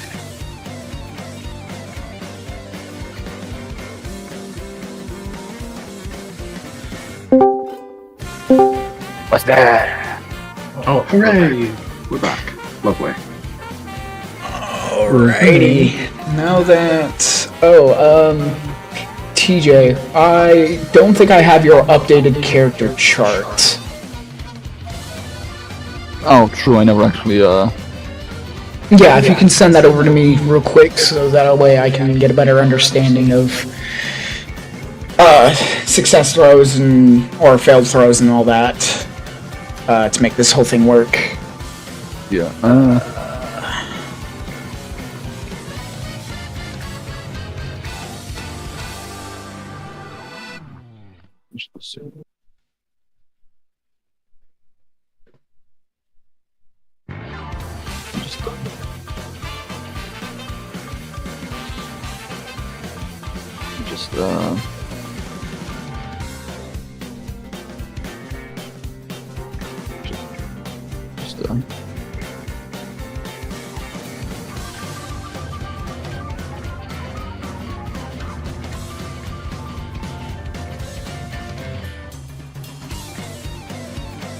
Now we can all read it. You fool! I didn't realize it would actually show up as an actual readable document. I thought it would just be a download or a link. I've never actually posted anything on a notepad before. Well, welcome to the wonders of Discord on a computer. It does not do it on phones.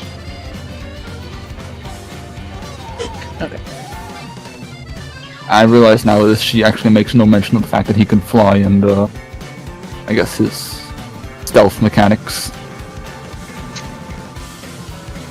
Thick. I mean, we're only level 1, so it'll probably get updated from time to time. Yeah, his I guess his flight isn't that great. Can't really go that high before the wind gets a bit iffy. And, breeze can fuck him up. Yeah. And in order to be able to resist those breezes, he kind of has to deal with the fact that now he's too heavy to actually fly. Just wait till you realise that Haneth has a leaf blower. He's your god! My one weakness! Okay. As the villains have been done, has finished preparating for the assault, and the heroes have prepped for their plan of attack. Madeline is joined with Deku at the monitoring room.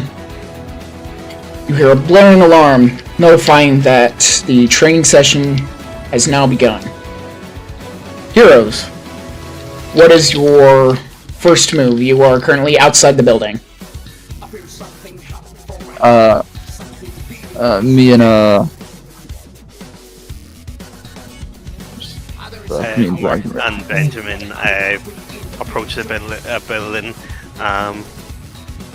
Mark splits off into himself and a clone, and they start searching the building, shouting out, "Benjamin, look over here. You search the right side. I'll search the left," making lots of noise. Okay. So basically, storming the building, searching each floor, and making their way up. Yep. My boy Benjamin will be climbing on the outside of the building, quietly making his way up.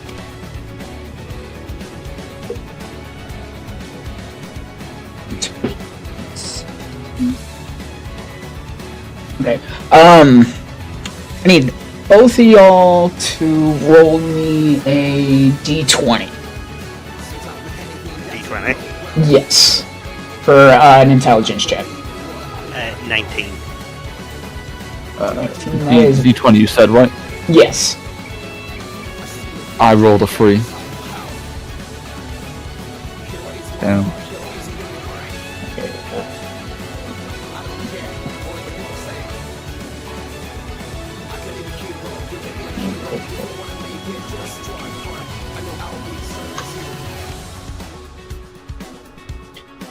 Okay, so Dragon, you noticed that one of the rooms on the 4th floor seems a bit out of the ordinary. Like, it's not casting more light than some of the other rooms that have windows.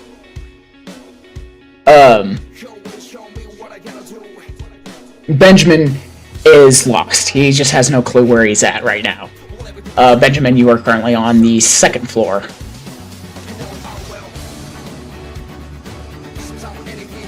So Benjamin was climbing the outside. So is he like outside the building on the 2nd floor, or did he come in?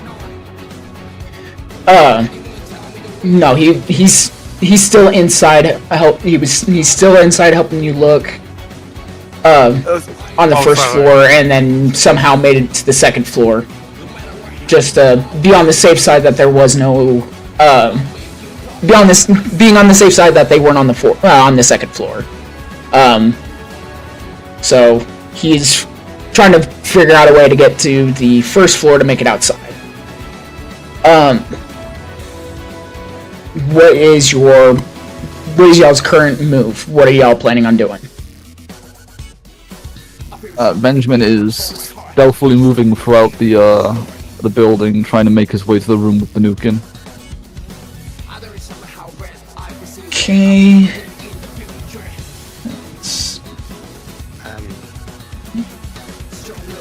And you Dragon? Yeah. So you said Mark noticed that there's a room that's out of the ordinary. Yes, he noticed that with based off of your knowledge, that one of the rooms seems a bit on the darker side than some of the rooms that you have looked in that has had windows.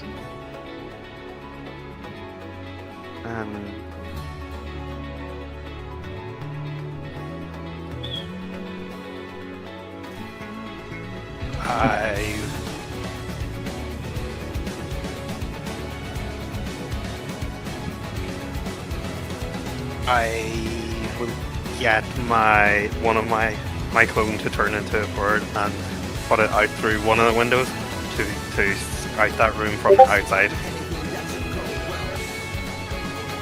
Okay, so you're saying that you're wanting to use your clone to break the window to the outside?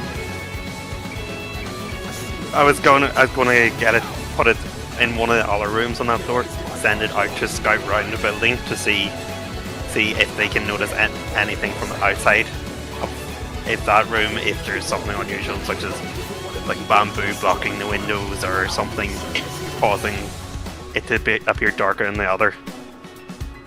Right. Roll me a d12.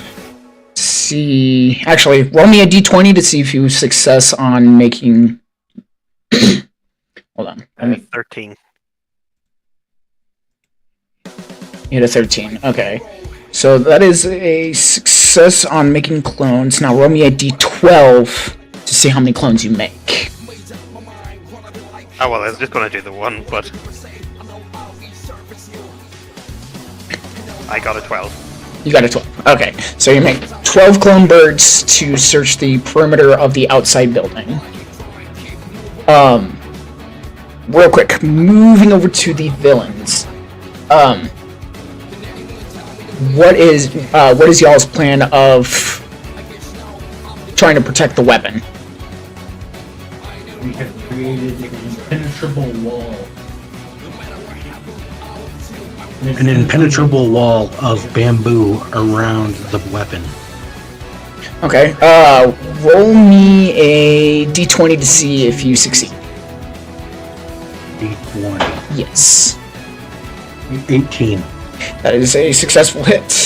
So, you create this bamboo box around the nuclear weapon to prevent the heroes from gathering to try to collect the weapon.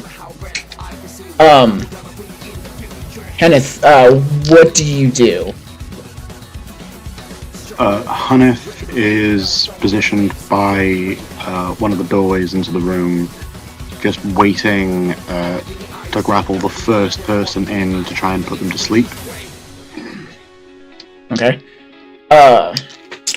Roll me a d20. Real quick. That is a 13.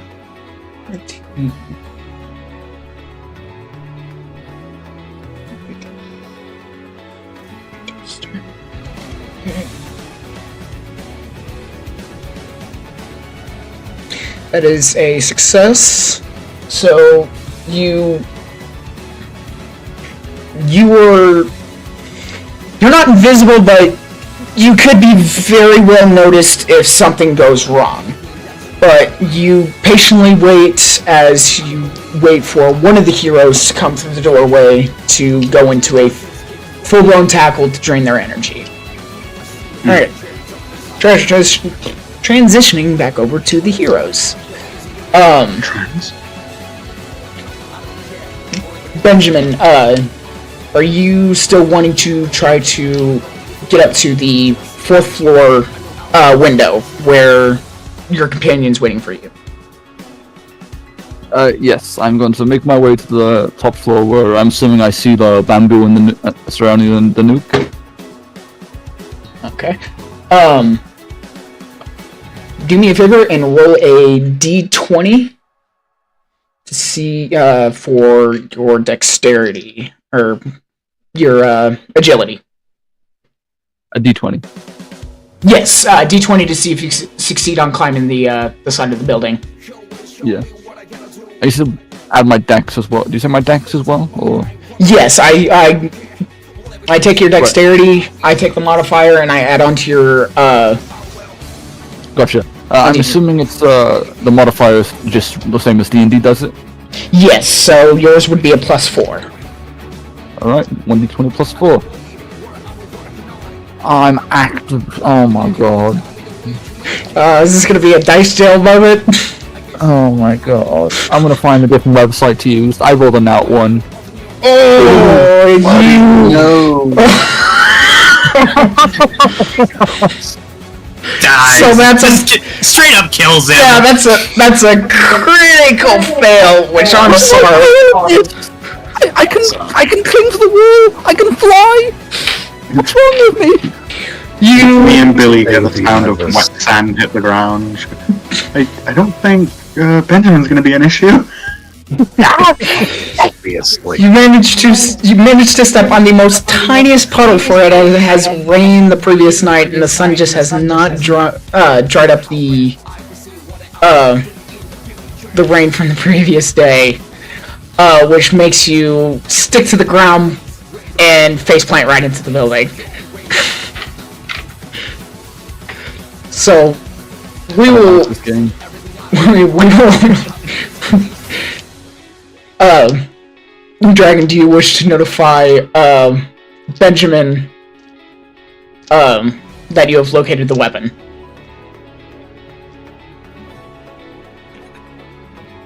I will have one of the clone birds start to tweet to let him know that it's there, but not actually talk.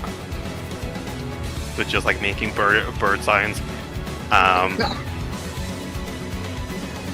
Okay. Four tweets to say it's the 4th floor. He just, I guess, gets a fun mode and then he starts climbing back to the 4th floor again. Benjamin, if you could do me a favor and roll a d20 for intelligence to understand what the bird is saying. Please get another nat 1. Please assume you think the bird says oh, it's the 4th building down from here? Okay. I got a 16! Okay, so your intelligence is at a 10, so there's no modifier for that, so that is a hit. That is a successful hit. So you can understand that the bird is notifying you that the weapon is on the 4th floor. I do understand, you said. Yes, you do understand. You see that it's flying up to the 4th floor towards the window where it's closest at. Right. But other information from that, for the fact that it's just tweeting, no English, you know that it is on that 4th floor in that specific room. Do you want to try again to cling onto the building? Yes, please. Real quick, Dragon, what did you want to say?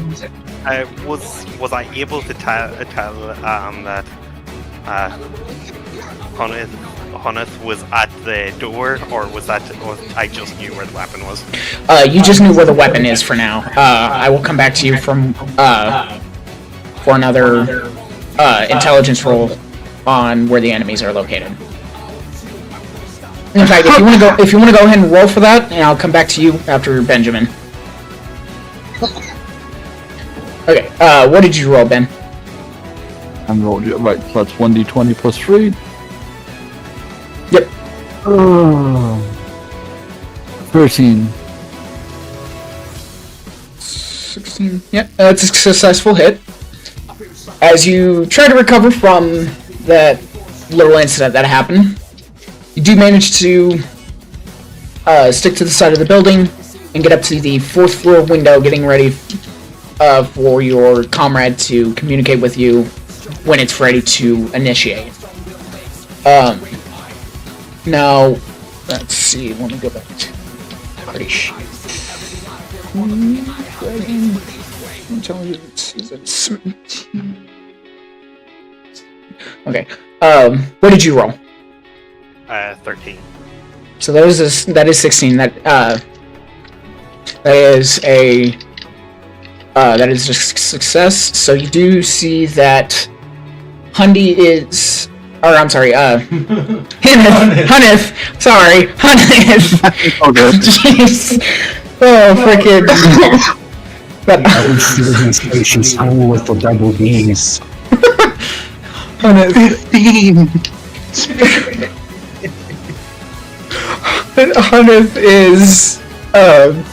is pressed up against the doorway, getting ready to grab the first person there.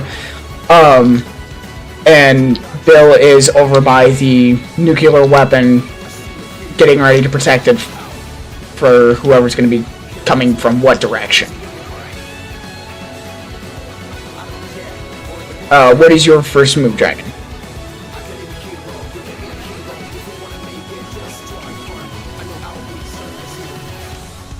For the windows, do they open or are they just like? At solid plane. There's no window opening. So you'll either have to break it, or Ben will have to break it. Yeah. I was going to say, I was like sit on the ledge outside the window and try and like, cut it with a talon. Like, Okay. like you see in the movies where they break in to steal the diamond. Oh yeah. Do that and sneak in, because neither of us need a big hole, because we can both change shape. Right. Let's see. Obviously, do this quietly. Lucky guys, I only get to be round. At least you get to be an animal. Miracle. I get to be tired constantly. Okay. I Roll. be a panda. Roll me a d20 for cooperation, which will be a +2 modifier for you. Bless you. What am I rolling at? 24. A d20 for cooperation with a +1 modifier for that. So 14 plus 1, 15. 15. So that is a success. You managed to morph the bird's talons into more sharper talons. So like maybe a hawk or an eagle, to make a small opening on the window. Now, Ben, roll me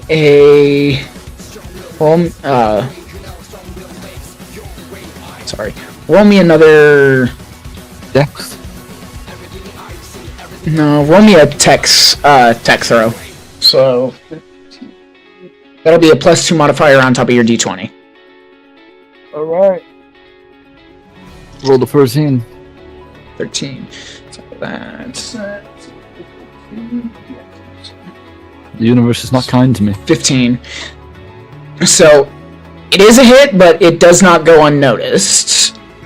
But first, let's move on to the heroes or the villains real quick.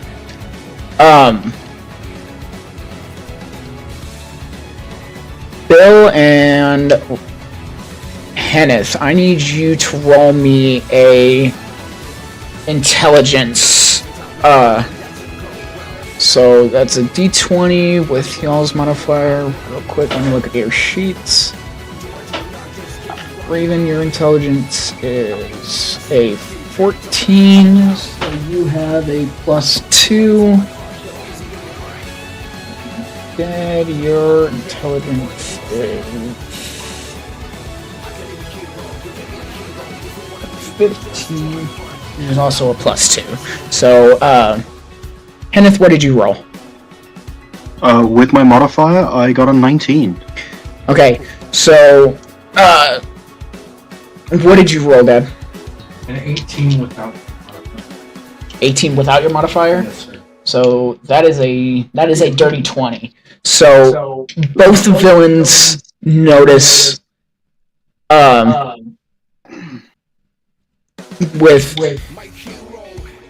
Bill being a panda bear, he has an acute sense of hearing, so he can hear the glass window behind him is making a weird sound. And then Henneth can, from the point of where the weapon is versus the position that she's in, she could see the bird making some sort of entryway, and can pretty much put 2 and 2 together to know that Ben is probably coming in from the outside.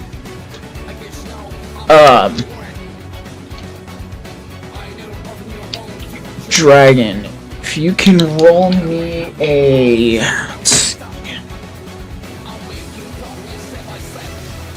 Well, actually, Dragon, what is your first move? Knowing that you have been more than likely been caught. Sorry, what is my first reaction? Yes, what is your reaction? I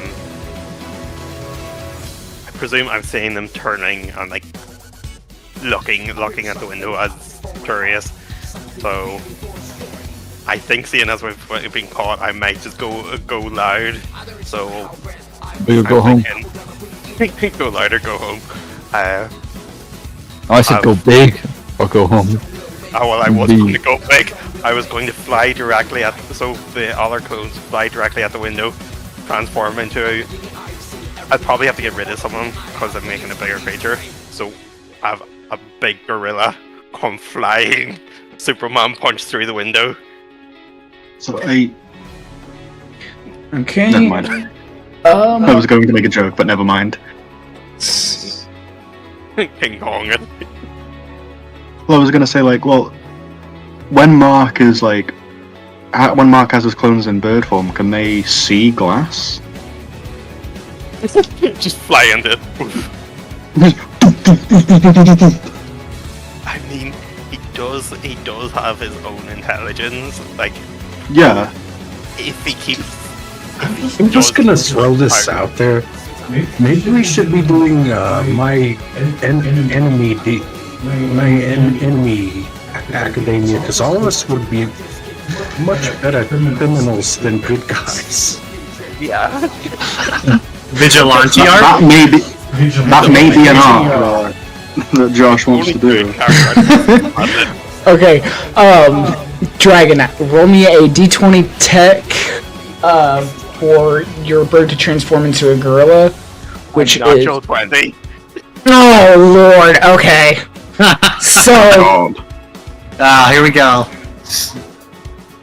as you come to the realization that your plan's been made, the bird just instantly turns into a freaking grayback gorilla. It just smashes the window and the surrounding wall of the window just into dust. Hang on. That natural 20 looks like a 2. There's also that round letter or round number beside it. It's clearly an O2. Yeah. That is a natural 2, sir. Yeah, it's it's O2, man. It's a backwards 5. It's a backwards 5. Ah, yeah. So he rolls 5. All right. Chat, summon to the P6 explosion chamber. Punishment. Moderators, scalp that man. As the entire room just gets filled with smoke and dust from the silverback gorilla from smashing in the window and the wall around it. TJ, what do you do? I am going to try and worm my way through the bamboo. Okay. Shit. Let's see. Roll me a d20 dex. So your dex is 18, so your modifier would be +4. Oh, right. That would be 11. So, as you try to weave your body through the bamboo to try to capture the nuclear weapon, it takes a little bit of time because the bamboo is strongly woven into each other. So it's a little difficult. You're not there, but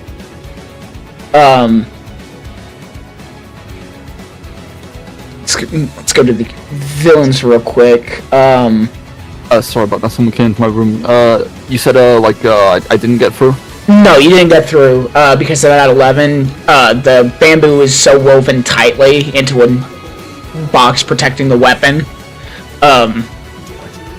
You try to maneuver your body through it, but it's so tightly woven that you haven't quite gotten the hang of getting into it.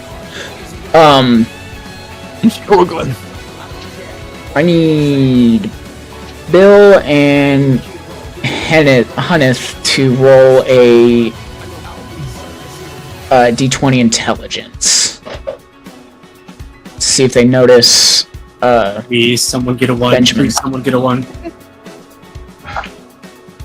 Jack, Oh, not 20! Nat 20. I got a nat 20! Picture of a nat. Oh no shit! You did not. No shit that you did not just roll in that.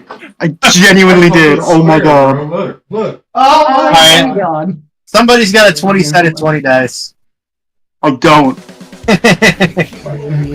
I can't wait for my first roll to be like a negative somehow. You get negative 17. I just straight up die of like a heart attack. Just natural causes. You forget what Hannah's powers is and she just puts you to fucking sleep. Press check.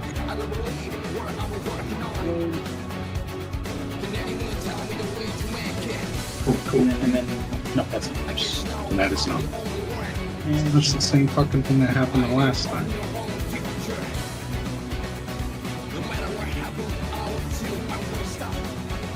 Oh, I got 3 nat 20 so far. Hold on. If anything, I would. Yeah, it's not done. Son of a bitch.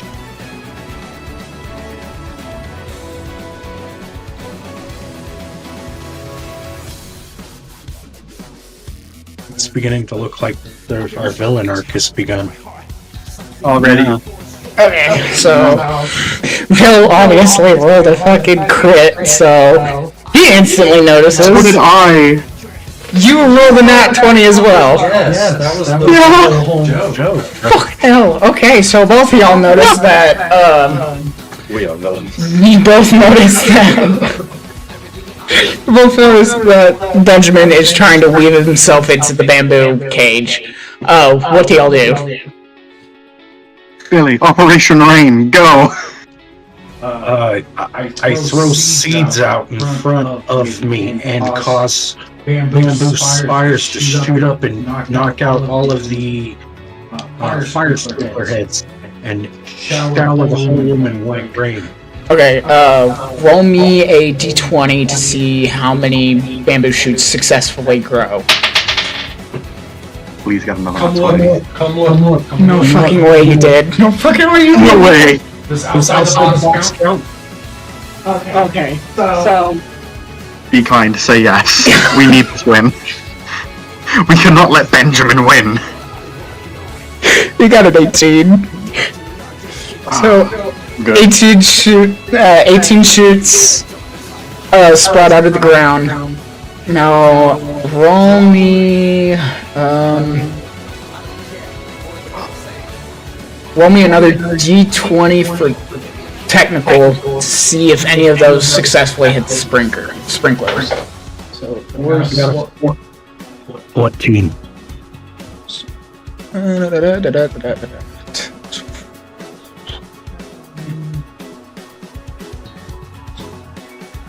So, a couple of them do hit, but not all 18. About maybe 4 managed to hit sprinkler heads.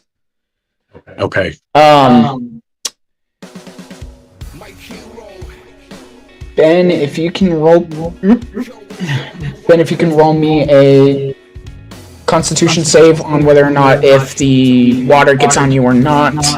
So that it will be a d20 plus 2.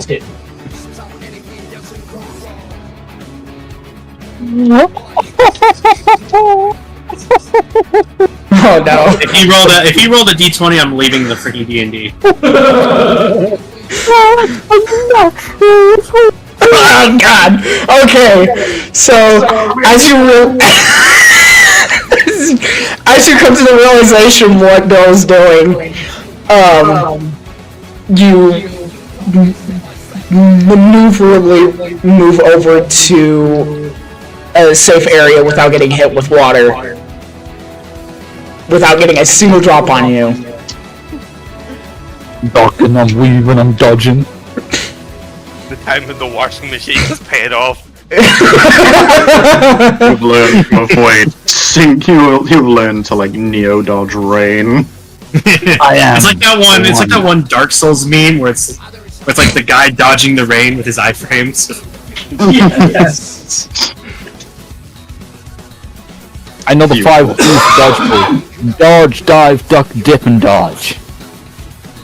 Okay. No, I think you meant dodge, dodge, dodge, dodge, and miss your dodge.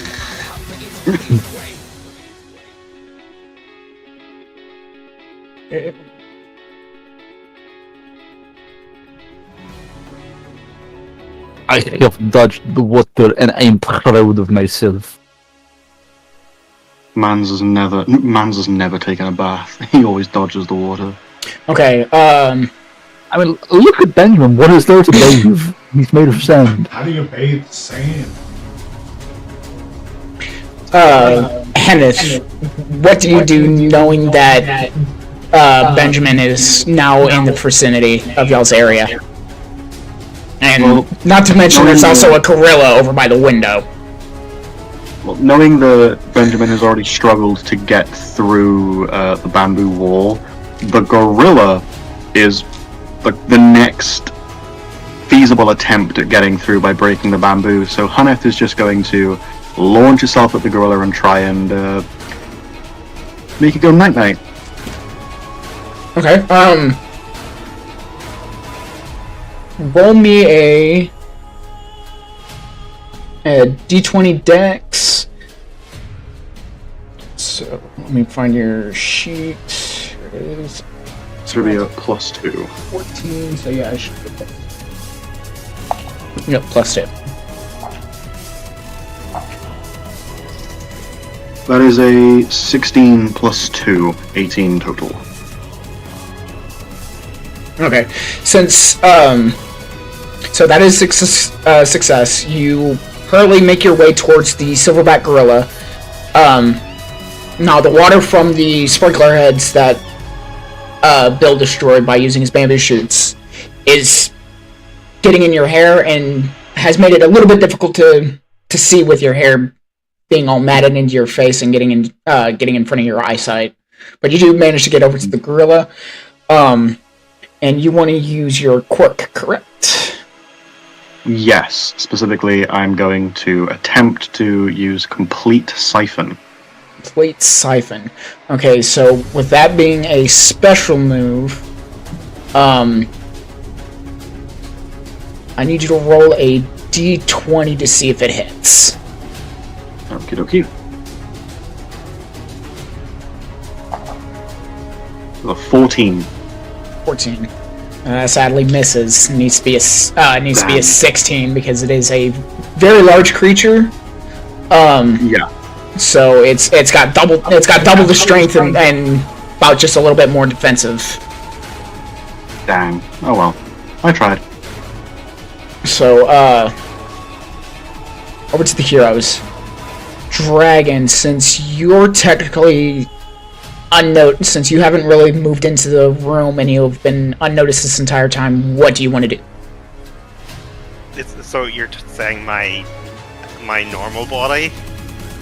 Yes, your normal physical body has been outside of the door this entire time, waiting for the perfect time. What do you do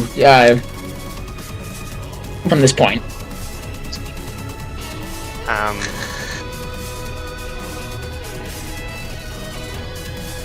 Don't really have a whole lot of ways to get through the thing without transforming. So I think I'm going to try and deal with Hunneth. I noticed at the training whenever we were doing the dash that she seemed to be afraid of bugs, so I turned into a hornet swarm and try to like unsettle her, try to get her to like flee so that my gorilla clone can start dealing with the bamboo. Okay. Which do you want to go first? Do you want to do the gorilla, or do you want to turn into the swarm first? I think I have to deal with Hunneth because all she needs is a successful throw, and then that's night time. Okay. Roll me a d20 with a intelligence. For that, it is a +3 modifier. 16 plus 3, 19.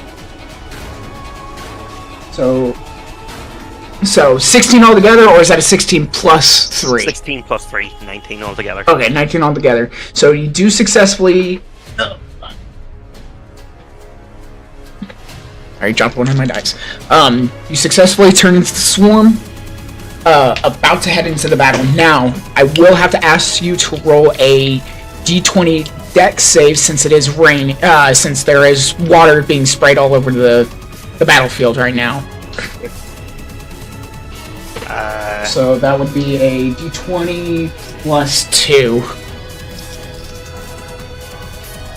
I just threw my dice down the back of my desk. What'd you got for? 14. 14 altogether? Altogether, yeah. So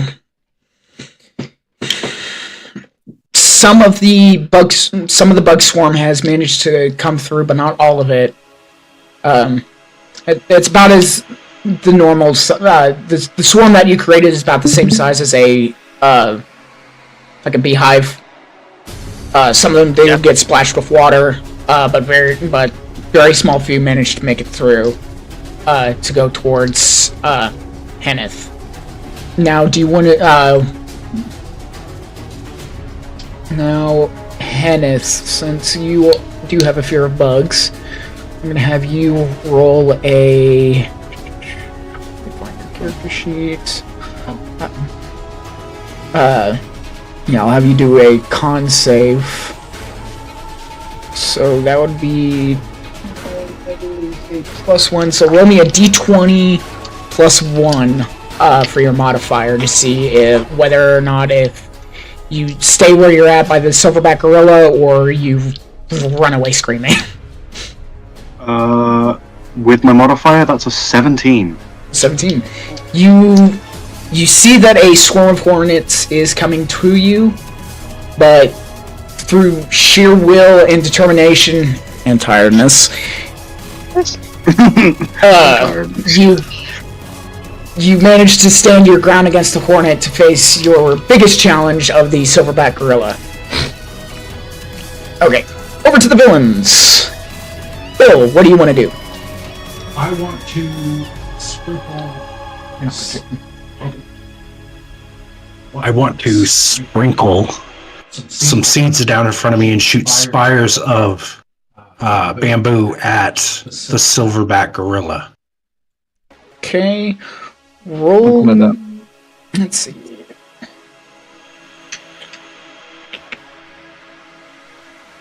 Roll me a d20 intelligence roll. That's 15, so you had a +2 modifier to that. 16. 16. Okay, and what was it that you were doing again? Shooting spires of bamboo at the gorilla clone. Okay. So 16, that's a success. Throw me a d12 to see how many of those are around the silverback gorilla.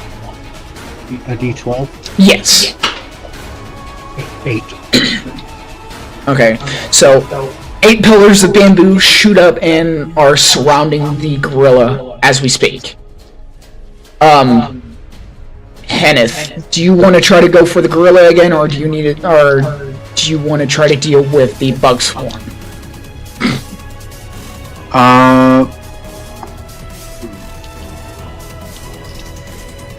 I think I'm going to go for the gorilla again, just because the gorilla is the bigger threat Alrighty. at the moment. Okay, roll me a... Let's see. Roll me a d20 strength. which is a +3 modifier. 18 plus 3. That is 21. Please. So you do hit, and since you are trying to use a special move, that you will be using a D10. But since it's a special move, you'll be using 2 D10s to see how much energy you drain. Okey-dokey. Roll my 2 D10s now. One. These D10s. 2 ones. a 1 and somehow a -5. No, I got an 8 and a 6. So that's a 14. So it takes 14. It takes 14 points of stamina, so which means you gain 20 stamina in place, since it was a special move. So you get a little bit of extra. The silverback gorilla does show signs of it being extremely weakened versus what it was earlier. And you feel like you've got just like a ton of energy after draining the energy from the gorilla. Dragon, what do you do? So is Honest like still grabbed onto me, draining my energy? Gorilla. Yes. I want to, like, in like a somewhat reactionary way, pick her up and throw her towards the bamboo covering the surrounding the nuke, the like encasement they have for the nuke. Only problem with that is that you're also in a the gorilla is surrounded by 8 bamboo pillars. Oh, so I'm behind the pillars, and then there's the nuke thing. Yes. So you'll have to deal with the bamboo pillars first before you can. Okay. The pillars aren't thick; they're about the same size as normal bamboo, but Yeah. So it's enough to then, decrease movement a little bit. yeah, that's fine. So On top of your energy being drained as well. Yeah. So then, as the gorilla, I just pick her up and put her like charge her sort of through the bamboo pillars. The ones close to me. Okay. Roll me a D20 strength.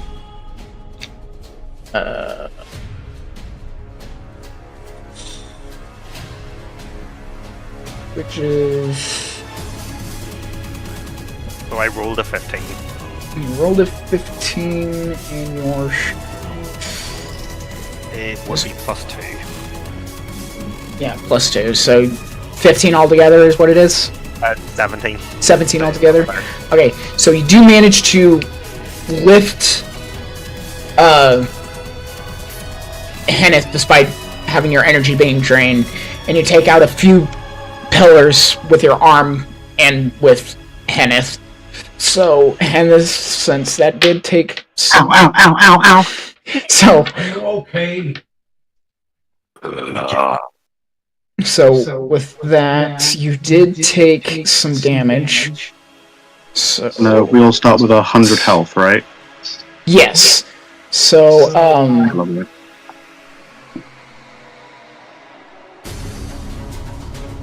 hold on 1 second. We tried to do this the easy way. Oh, just wait. I have a question to ask. Oh, right. Raven, roll me a 1d12 for damage. 1d12. Where in God's... Oh, there we go. My d12. My flashy d12. 9. 9. So that is how many points? Actually, no, it's doubled because it is a... 18. So 18 points of damage. So Henneth is at 90. No. Yes. No. 82. 82. out of 100. Okay. Is there any way I can like make a roll to try and stay latched on to the gorilla? Yes, there is bonus actions. So if you want to try to see about Lovely. continually latching onto her, you can. So that would be a dexterity throw with a d20. That is a 16 plus my modifier. That's also My grip strength is really coming in strong right now. Hell yeah. so that is a 19. I'm giving you 1 extra point since it is a silverback gorilla. So you do successfully give her like a giant bear hug as the silverback gorilla. The gorilla has now gained a Hunnith club. This does not look good for Hunnith. Although it could benefit well because it could knock her out and get her some actual sleep. A question for the DM. What is that? Would it be possible to take a bathroom break? I need to use my toilet academia. Honestly, that would actually be good.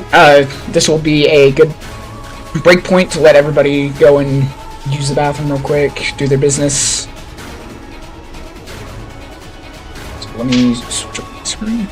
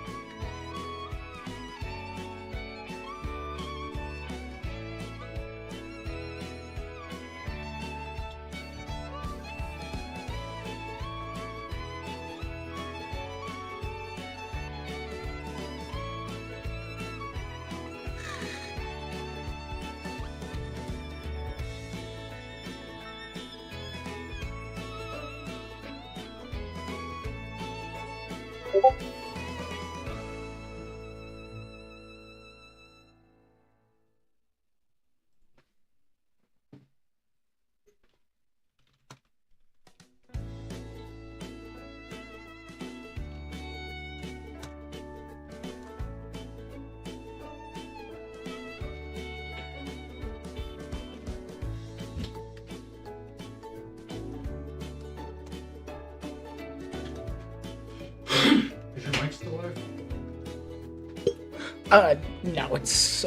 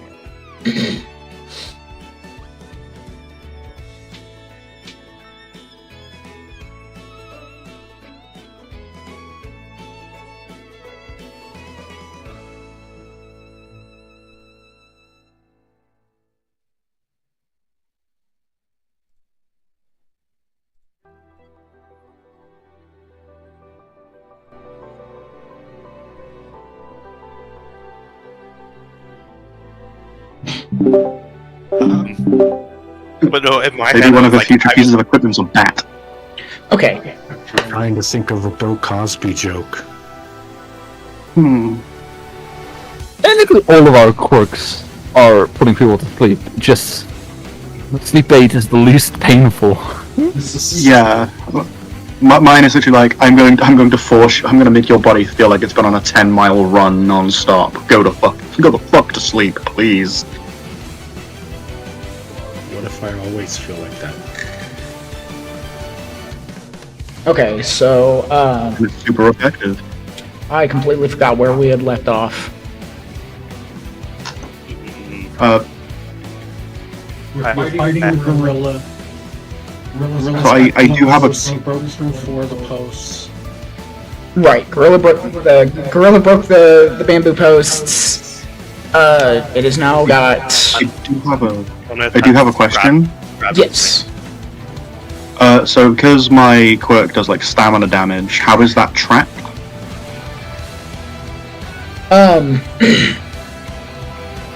So the gorilla only has 50 HP since it is Okay. since it's only a clone of the actual person itself. So Raven, if you can roll me a... Oh wait, what was your... Oh, do you remember what your last roll was? Like how much it was at? I still have the dice up. It was an 8 and a 6. 8 and a 6. Yeah, it's a 14. But I doubled it since it was a special move, so it was 2d6 or no 2d 2d10. Yeah, 2d10s. Yeah. So, oh yeah, so that was together. Plus your strength modifier. Mm-hmm. Which was 3. right. So you said 16, 19. Is that correct? Yes. Okay. So it takes 19 hits of hit points. So at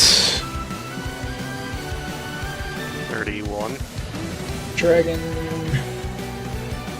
So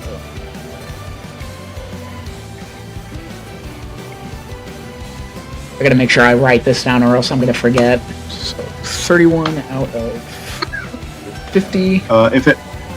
If it helps, I've also got my total HP and how much damage I've been dealt in my notepad. Okay, yeah, that works. That'll help me out a lot as well. Yeah. I've also got her attack die number, so I just have that readily available. I'll probably add that somewhere on my character sheet at some point afterwards.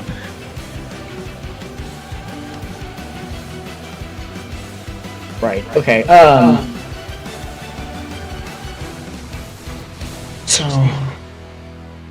Ben, what do you do now that you have successfully maneuvered away from the sprinklers? I am once again going to try and force my way through the bamboo. Okay. Roll me a d20 initiative. Let's see. Is it dexterity again, or? Yes. Okie doke. 15! That's a 19, so you successfully... No, sorry, no. It's not 15, it's a 16, and that's with the modifier, sorry. Oh, 16 with the modifier, okay. So... in order to get into the bamboo, you would have had to at least hit a 16, so since you did hit a 16, you managed to maneuver your way through the sprinkling water coming from the ceiling. You struggled a little bit to get inside the bamboo cage holding the weapon, but you managed to slip through. Yahoo! Bill, what do you do since you're the closest to the weapon? I'm going to wrap a new layer of bamboo around the box to keep it in. Well, all they gotta do is touch the weapon. All they have to do is touch the weapon. Yeah, they just have to touch the weapon to secure it. Also, an issue with that, how do you place the seeds on the other side of a bamboo wall that you can't see through? I have a Point. transmitter, or Deku has a transmitter, an earpiece that is connected through all the heroes, so all they gotta say is that I've touched the weapon or this person has been apprehended, which there are cameras for the apprehension of the villains. So in this case, for the gorilla, if Dragon really wants to, he can apprehend Henneth. All he's gotta say is that I'm touching the weapon, and then Bill can release his bamboo off of the weapon to view it. But I want to give Bill a chance to see what he can do to try to get you out of there.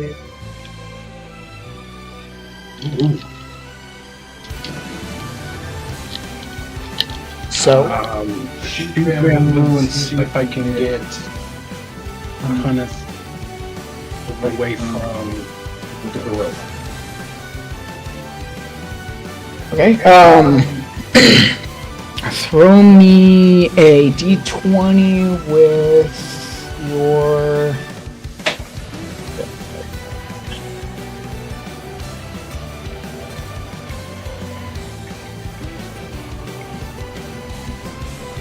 Text. It's an 11, so that would be 0. What did you throw? I threw a 3, so That is a fail. yeah. So, Instead of hitting the gorilla, you hit Henneth right in the temple.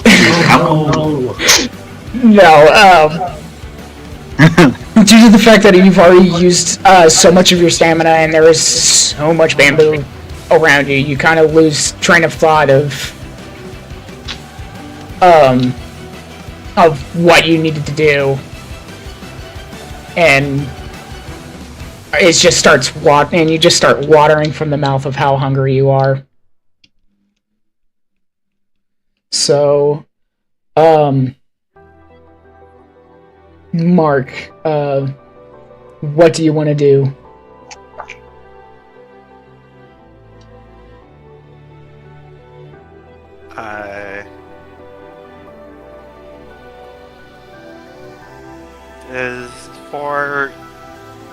I think I want to try and throw Hunneth off me. Ideally aiming at Bill, trying to like sort of knock them both out of the road. Just like to toss Hunneth towards him. Hopefully aiming that Hunneth's fire will in some way weaken Bill as well. Okay, so roll me a d20 strength, which will be a +2. Going well. 9 all in. 9 all in. Okay, so the effects of Henneth's quirk has made the silverback gorilla stagger a little bit, making it hard to judge the distance. You do end up throwing Henneth, but you miss Bill completely. Henneth, throw me a... Let's see. Bring me a Constitution D20, which will be a +1 to see if you stick the landing or if you hit the wall. It's a 17 altogether, 16 plus 1. Okay, so you managed to get back up onto your feet. You managed to land on your feet before hitting the wall, landing right next to Bill. To which at this time, Deku has received the transmission by Benjamin saying that he has captured the weapon. Bill goes and releases his quirk of the bamboo cage around the weapon, seeing that Benjamin has literally made a sand spider web wrapping itself around the weapon. into which Oh, the dang it. heroes win. Deku over the intercom applauds everyone's initial thinking and training and for causing as minimal damage as possible of the building and high scores on everyone. Through Deku's transmission, you can hear Madeline celebrating in the background.